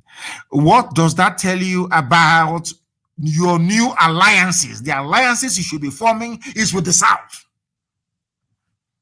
Benue, Middle Belt, you must know this. Your future lies in aligning yourself with Biafra and Oduduwa. Anything else is suicide, because those people, they will take your land from you, they will kill you, they will impoverish you, they will rape your children, they will abduct you for ransom, and the police will not do anything, because all these crimes I've just enumerated, they are all not federal offenses. And you don't have state police to arrest them. Do you see how clever the Fulanis are? That is why we must rise up now to challenge them. That is why we must defeat them. All it takes is for all of us to rise up at the same time. If we decide tomorrow night that we're all going to come out on the streets tomorrow, across the Middle Belt and the South, this whole game is over. They will send, in fact, police won't even come, because we will kill them. They can't even come. Are they mad? Even Guardian newspaper, the arch-conservative Guardian newspaper of Nigeria, these are the people, one Nigeria, they are the ones eating the money of the zoo from time. So they believe in one Nigeria. They are even asking, can you believe people are begging their own president they claim they voted for? There is no wisdom in silence. Please, speak up. We are begging you. A whole editorial of Guardian newspaper, the same day that senators are complaining. Let him speak. He cannot speak because he is not Buhari. Guardian newspaper, you people should open your brain. I know that black people are naturally very stupid, but for once reason, he cannot speak. The old Buhari, you don't need to prompt him to speak. He loves talking. This one is Yusuf Abubakar Mohammed, because Jubril contracted corona and ran back to Sudan and is having fun now with all the money he made. Nearly $250 million he made, impersonating Buhari, wearing his mask.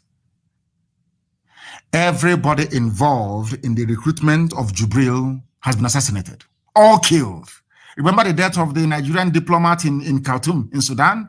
There was the man that recruited Jubril al-Sudani. They killed him to kill every trace of discovery.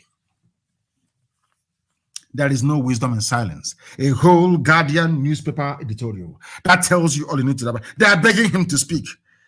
Being the head of a representative democracy that requires regular engagement with the electorate, the leader is reasonably expected to talk to and talk with and generally keep in touch with the people through many channels available in this 21st century. In these times, Buhari's silence is no longer golden. He is silent because he's not Buhari.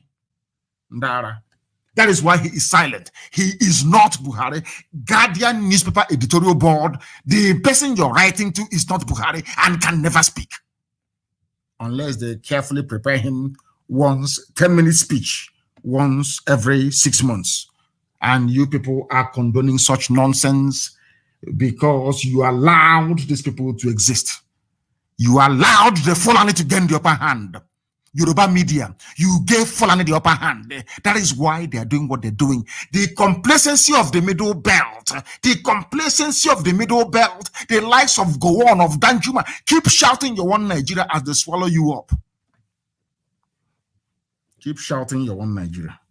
And they will swallow you up. Please come and speak to us. Come and speak to us. The army will never invite Sheikh Gumi. But the army can abduct Fadam Baka. The army cannot go and invite any bandits in the north because it's not on the fence. But the army can summon an Ondo lawyer for saying that 3,000 Fulani people are camped in their area to tell you that these people, they planned all these things. Why you Nigerians cannot see it, I don't understand. A legal part, Mr. Wole Odushola said that there are about 3,000 Fulani men taking shelter inside Okitipupa Army Barracks. These fighters, they come and they stay in Army Barracks. He's a lawyer. They stay Fulani. Hi, these people, Nigeria, you people, you don't deserve to live. You deserve what the Fulanis are doing to you. Fulani will go and bring killers and murderers, terrorists, and put them in army camp. And the army will provide them support. When I told you that the army provides support for Fulani terrorists, you never believed me, but it is here. From a Yoruba man, no, not from a Biafran. And you know what the army did? The army invited him for arrest. We are going to arrest you. Who asked you to say such a thing in public? That is your one Nigeria for you. And I keep asking everybody, is this the Nigeria you're praying for? Is this the type of place you want your children to be born and to be raised in? These are evil people. These are people who do not even understand the meaning of governance. These people do not have common sense. Their brain is dysfunctional. All they want to do is to conquer you. Look at middle. For those of you shouting one Nigeria in the south, go to middle belt and see what is happening to them. For those of you claiming Nigeria will be better one day, I want you to go to Benue State. I want you to go to Kogi State. I want you to go to Niger State and see what is happening to them before you pray for one Nigeria. The reason why these things are happening to them is because they were interested in one Nigeria. They were. And a whole army barracks is now housing terrorists. And any day we chase those terrorists into the army barracks, you say, oh, they're attacking the army, our security forces, our security services. All of you writing your security services, why don't you blame your army when they're harboring terrorists in their barracks? Why don't you blame them? You will not blame them, but you want to blame those who are blowing the whistle on these animals from the Sahel. Look at how the Fulani Caliphate terrorists, they did not just fall from heaven. It was the likes of El Rufai, the same Fulani politicians that groomed them because they want to remove Jonathan from office. There is no show of force in the north, but in the east, people are being killed. A businessman was killed with a friend in his car. You know what? I have not heard anybody write any condemnation or condemnatory statement against the army in Owerri. No one. But any day there is revenge attack by unknown gunmen on these people, you start writing your rubbish. Now that this man has been killed with his friend, for not he's a businessman in his car, they shot him dead. Tomorrow now, when an army or police officer is shot dead, you start talking rubbish as usual, talking nonsense. But nobody is talking about this innocent man that has been killed. The zoo is the way it is today because of people from the south encouraging evil that the Fulani people have been doing. As if it won't stop there. Because now we have risen up to pick up arms. I'm saying it live so that the whole world can hear me. We have picked up arms to defend our land against Fulani terrorists. We are no longer going to turn the other cheek for you to slap us. No, no, no, no. Before you even freeze, if you raise your hand to slap us, we'll slap you 2 times already. Now they want to control firearms coming into the country. And do you know who they appointed to control the firearms? Fulani man. So Fulani will simply take the firearms from you and give it to Mieti Allah to continue killing you. They said that their president, Yusuf Abubakar Muhammad of aka Muhammadu Buhari, has approved the establishment of a National Center for the Control of Small Arms and Light Weapons. And who is going to head it? Nigeria and federal character. I remember when they used to torment Jonathan on federal character. You implement federal character. You're no longer following federal character. Yoruba media was busy pushing Jonathan. I don't know why the Yoruba media are afraid of Hausa. Sorry, I do apologize to Hausa. Afraid of Fulani people anyway. Yoruba editors, why are you afraid of Fulani? You wretched, lily-livered cowards. Why are you afraid of Fulani? Under Jonathan, you are writing junk, all manner of rubbish. Yoruba pastors every day preaching against Jonathan, coming out and having rallies. All of a sudden, you can no longer have rally under your fearful Fulani masters. You're cowering like a wretched coward that you are, all of them. Thank God for the young men and women of Oduduwa land. They have risen up. They're the ones I have respect for. And of course, Paya Debanjo. The rest I have no regard for them. Look at Yoruba pastors, what they were doing. You build 10 billion people auditorium, collecting money to speak the truth to power. You cannot do it. You cannot do it. And you call yourselves men of God. You are not men of God. You are men of Lucifer. You are men of the devil. The Jesus Christ that you claim you're emulating. Being a Christian means being a follower of Christ. I'm speaking now to Yoruba mega pastors because they are thieves. They are criminals. I'm saying it live on air. You know me, I don't give a toss. I speak the truth, always. Yoruba pastors and their media are evil.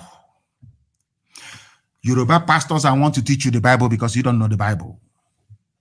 I want you to refer back to your Bible. I don't have the exact verse, no, whatever, but I want you to go back to your Bible. Yoruba pastors, the mega pastors. Not the man on House on the Rock, oh. Not, is it Adefrati? Is it Adefrati? He's called Adefrashin. I don't know his name. I am exempting the pastor of the House on the Rock.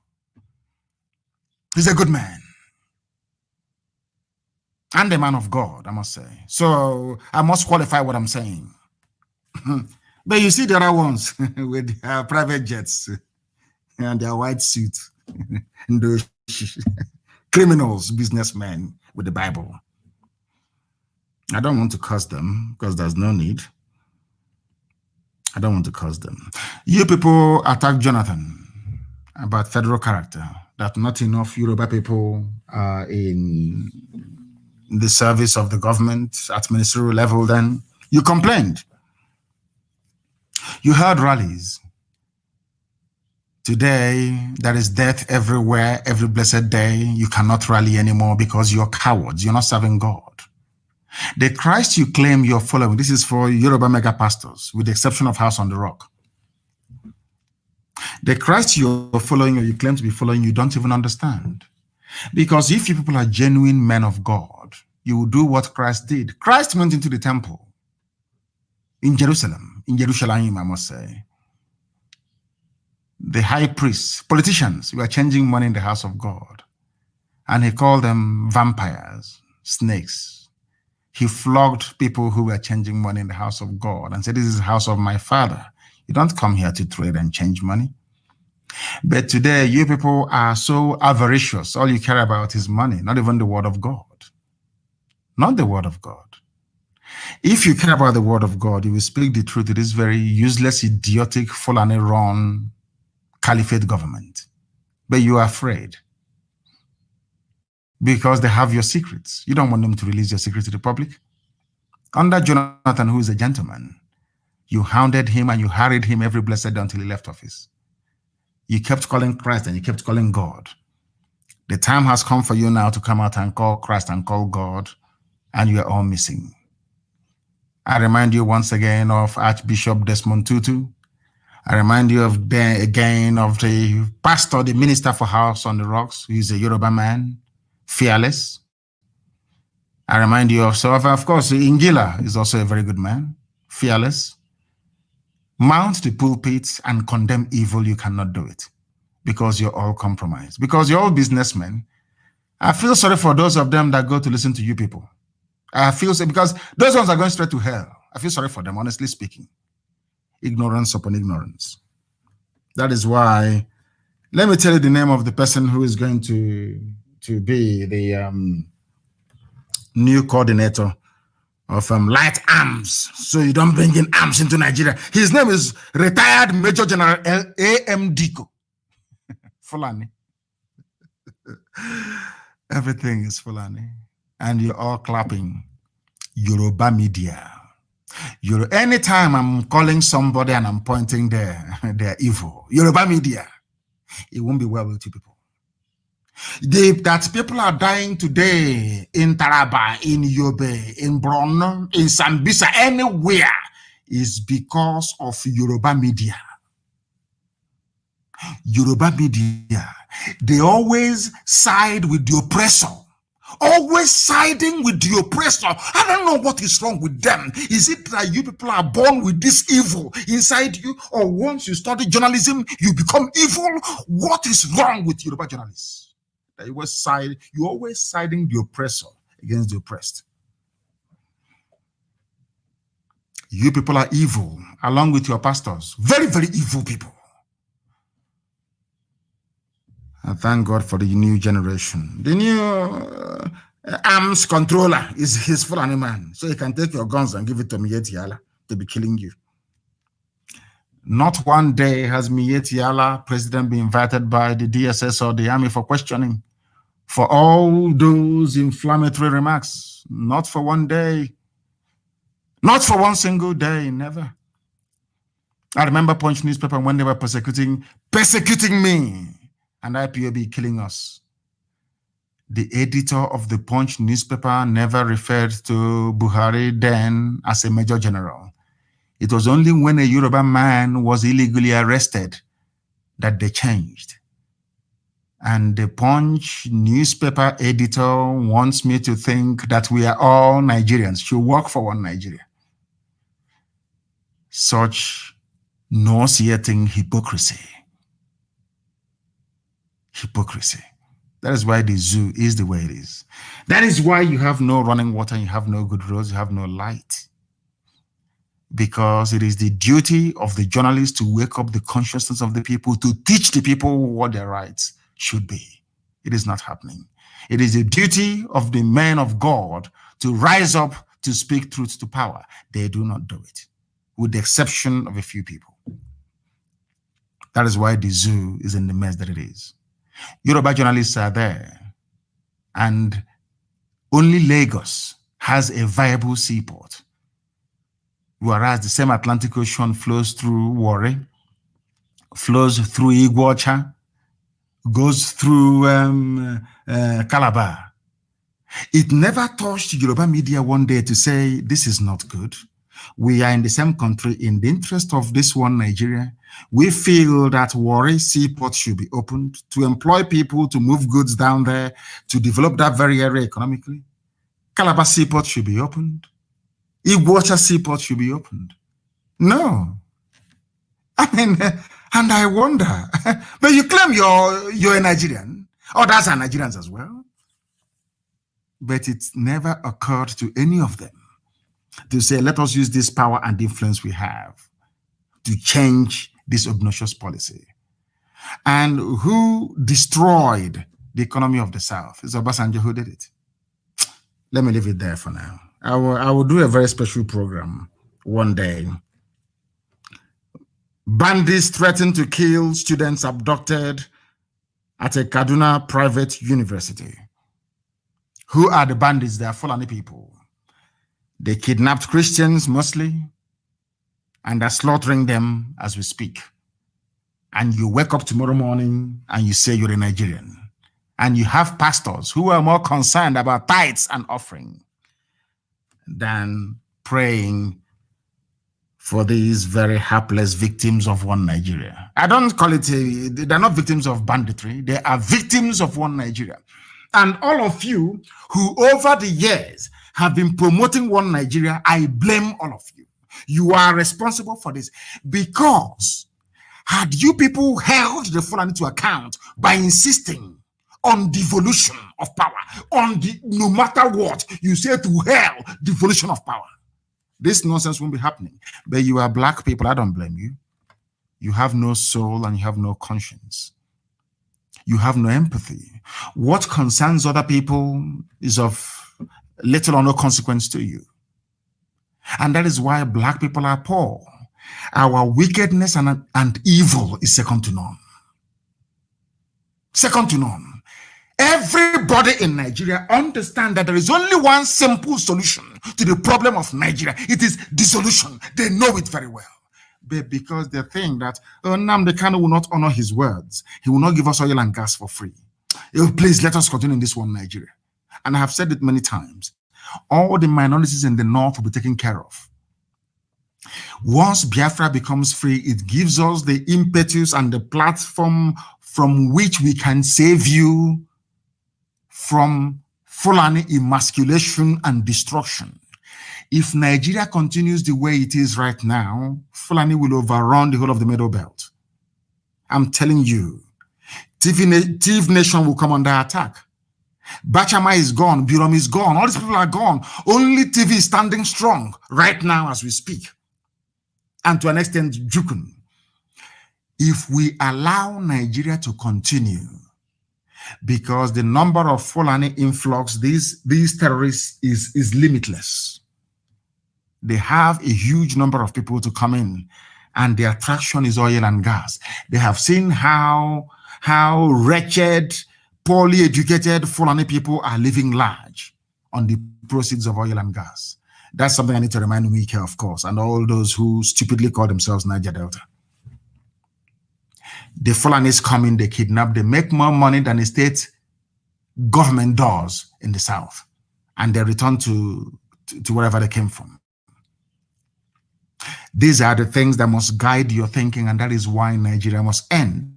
As I said a few days ago, Nigeria must be dissolved. Let everybody go back to where they come from. If they now wish to come back together to form a country or whatever, that is entirely their business. Let the people decide. That's all we are saying. Let the people decide. There is no need calling for a coup for somebody to take over a government. No, not at all. Call for popular uprising and ask the army not to open fire. That's all. Even the army understands if they open fire, they are dead. University students being abducted every blessed day. And all a pastor is interested in his tithes and offerings. Very, very sad indeed. I don't blame these kids who are being kidnapped. I blame those that wish to sustain one Nigeria. And as they are kidnapping people, I don't even want to be talking about the spate of insecurities that you have across the zoo. 13 more people are killed as armed headers, no longer armed Fulani terrorists, but armed headers attack Benue community. Benue is under attack and under siege. The sooner they reach an agreement with us, the better for them. So we can move ESN there to checkmate them. We know how to fight them. In Ebonyi State, we did it very well, which is just neighboring Benue State. They should come out openly to ask for the help of ESN, and we'll go there and make sure we drive away these vagabonds. That's what we need to do. People are dying every blessed day. Every blessed day right across the zoo. And you know the solution. The solution is dissolution. The solution to Nigeria is dissolution. Once you do that, everybody will be free. There's no need of ranting and writing rubbish every blessed day. It doesn't solve anything. Fulani wouldn't understand that. The killings can happen in Benue, not in our land. You come to our land, you kill us, we kill you back. It's as simple as that. If you're police or your army or anybody you kill, just one day, we may allow you 1 or 2 weeks to breathe. After that, you'll be dead. If you kill us, we're going to kill you. So under this climate that you have people saying, South will not be annexed. I don't want to talk about this great harlot. South will not be annexed. Buhari's aid, backs week. Just imagine. The same thing that they did from the Middle Belt. The same thing that some fools did from Yoruba land. The same thing that some Ifulefus did in our land. Look at it now. There is Fulani at your doorstep and you're crying and you're lamenting. South will not be annexed. And you went to school. And I tweeted, actually. I said, I made a tweet, which was very popular today, I must say. I asked this great harlot. I shouldn't have responded to her, but I had to, because to put the record straight. I said to her, if you say that South will not be annexed by Biafra, then tell your Fulani Janjaweed masters to refer to the 1966 coup by Nzogho as a South coup, not an Igbo coup. That's number. I'm sure that will shut her up. And the other lapdog, the other Fulani, Wike is the wife, the husband is Tambua.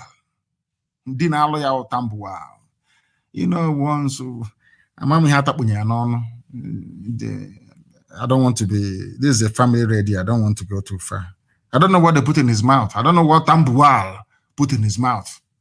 Maybe it's lollipop. I have no idea. That is why he's talking rubbish. Talking rubbish. And they talk about South and the Niger Delta, all this rubbish. First of all, Imo State is in Niger Delta, for your information. Abia State is part of Niger Delta. For those of you idiots hiding under Niger Delta to be talking rubbish. That's number one correction. And number two, let us not labor ourselves with this whole South, nomenclature, all this rubbish. Where is, who was the, maybe they won't know because they didn't go to school anyway. After snorting cocaine, we'll be talking rubbish. We cannot ask you a question. Where is General Philip Effiong from? And by the way, do you know that General Philip Effiong was the last head of state of Biafra? Head of state, general, head of state. Are you aware of that? Where is he from? He's from South, you know. Okay, so you want people to have regard for you more than the head of state of Biafra land? I'm asking you a simple question. You claim you're from the South. Very soon you'll be very close to Argentina in your Southness. I want to ask you a simple question. Are you telling me that people will have more regard for you than a general, a Biafran general and head of state, Philip Effiong, from your so-called South? I'm asking you. That thing your husband gave to you, Wike, because I know you're not a man. I don't want to go in, I don't want people to accuse me of homophobia because I'm not. Anybody can do whatever they like. That's their business. That's your boy, that your husband, Tambuwal. They deny you go to Sokoto, they pull down your trousers and your boxer short. You come back to Rivers, to a place you call Rivers, talking rubbish. After starting cocaine. If you know you cannot handle Tambuwal, why are you taking cocaine? Mike, why are you snorting? Why do you take cocaine? You don't want to feel pain. That's why you take cocaine. Before you go to bedroom with your husband. Not ashamed of yourself, idiot. You're talking rubbish. Philip Effiong is from South, so to speak. The last head of state of Biafra. And that is why Akwa Ibom is doing us proud. You're a wretched slave. Look at Ken Sarawiwa. Are you more than Ken Sarawiwa? Look at Mbaka. Mbaka used to be with them before. You're a wretched, cocaine snorting idiot. In 2 years' time, if at all the zoo can survive, you come down.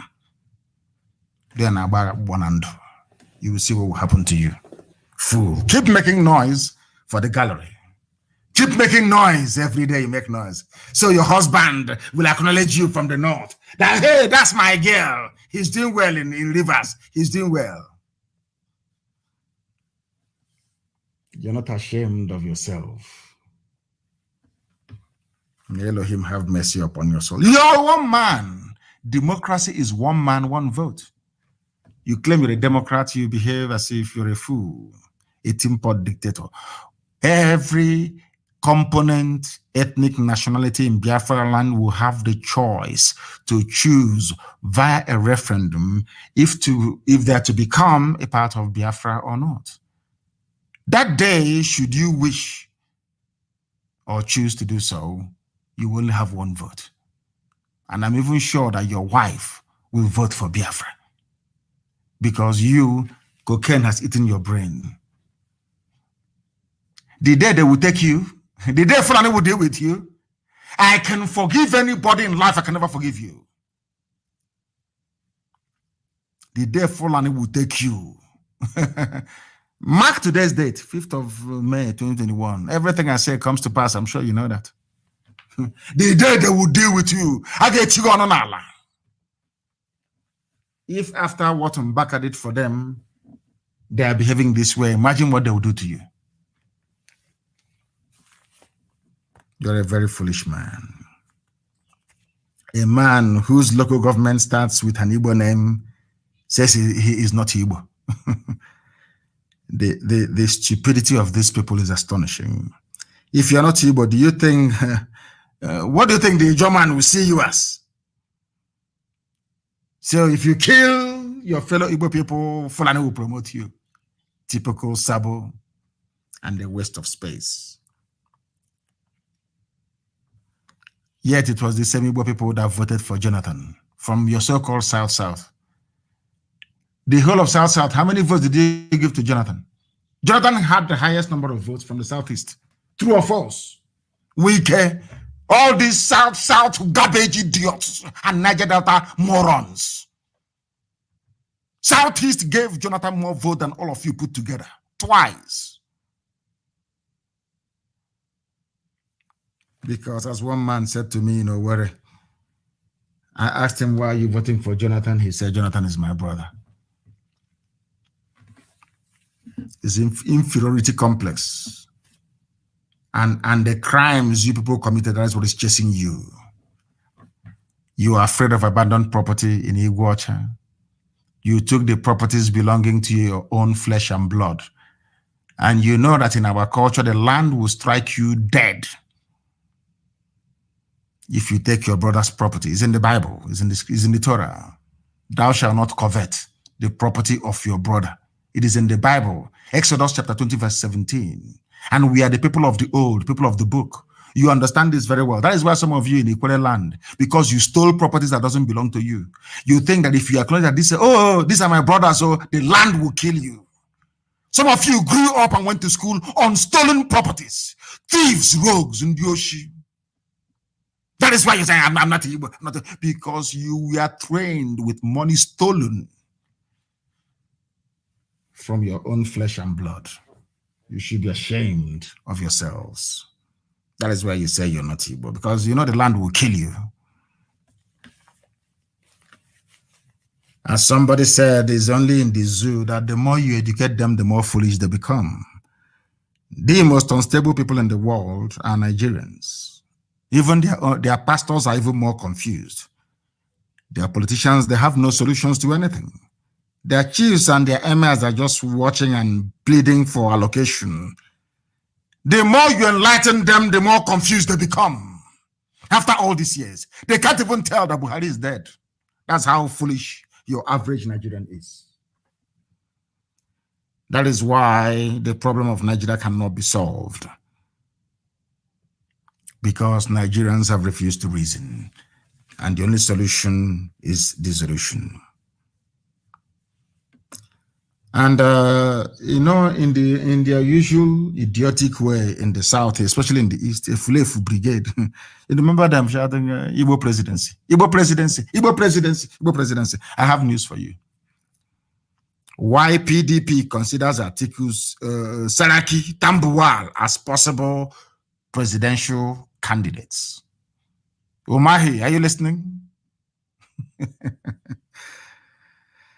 Umahi and Dodjus Okalo, are you listening? Ifulefus, are you listening?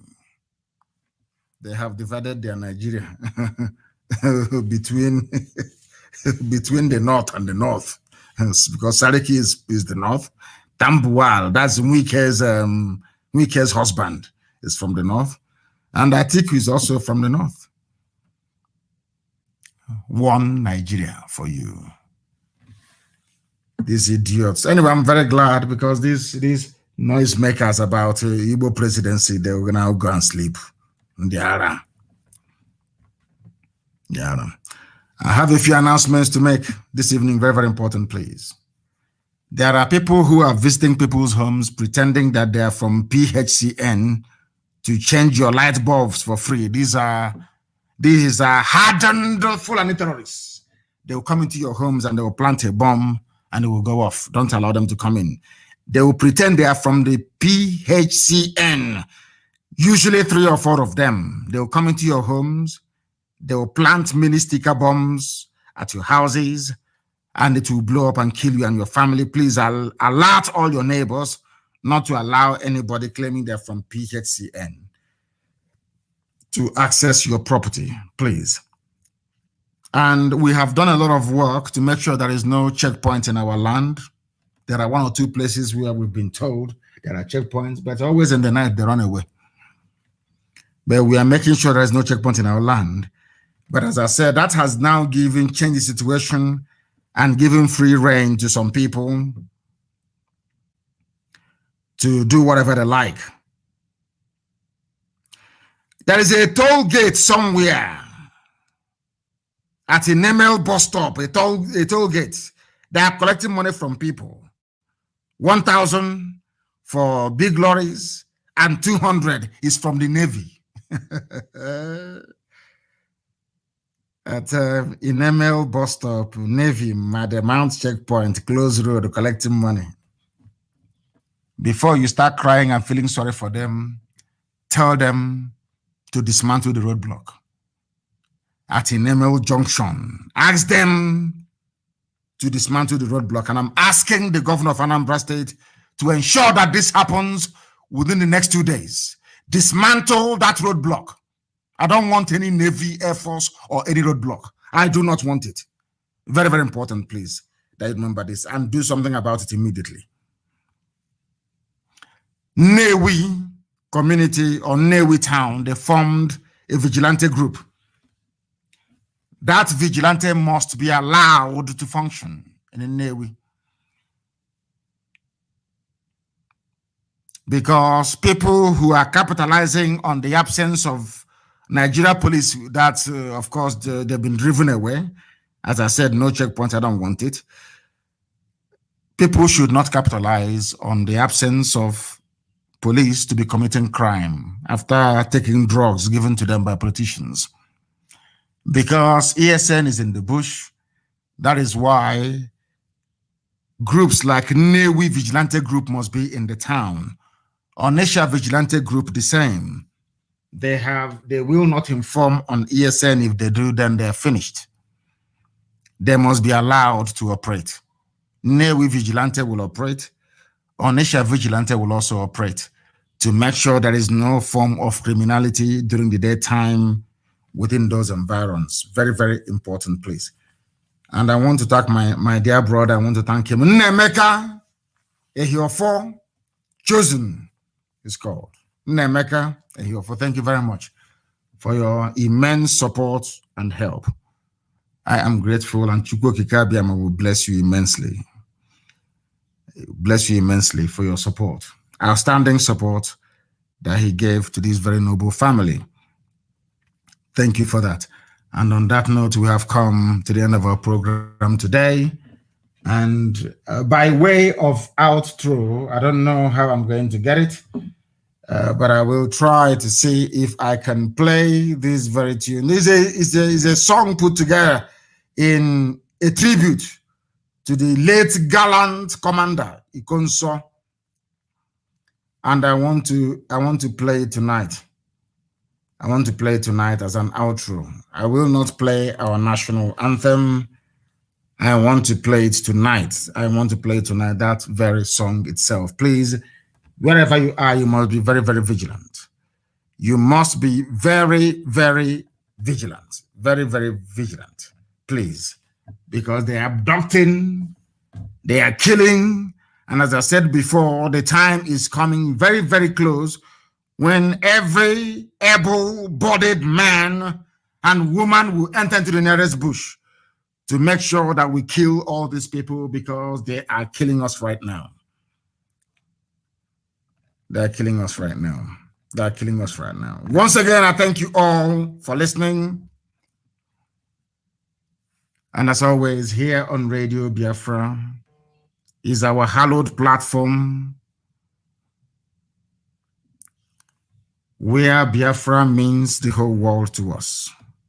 It means the whole world to us. Biafra to some people may mean something different, but to us, it is more than the pursuit of sovereignty. When people ask me these days, what is your religion? I tell them my religion is Biafran. It is the religion of the ancients, the religion of my forefathers. They worshipped Almighty Chukwu Kikabia Mabinigwe, and that is the God I'm going to worship. And that is the God that I worship. I don't worship idol. Here on Radio Biafra is where we worship Elohim. Nimemwone is Yogu, because only God Almighty in heaven, Chukwu Kikabia, is our God. From me, from here, it is good evening. And I know wherever Ikonso is, he is watching and listening to us. Biafra's Got Talent exclusive.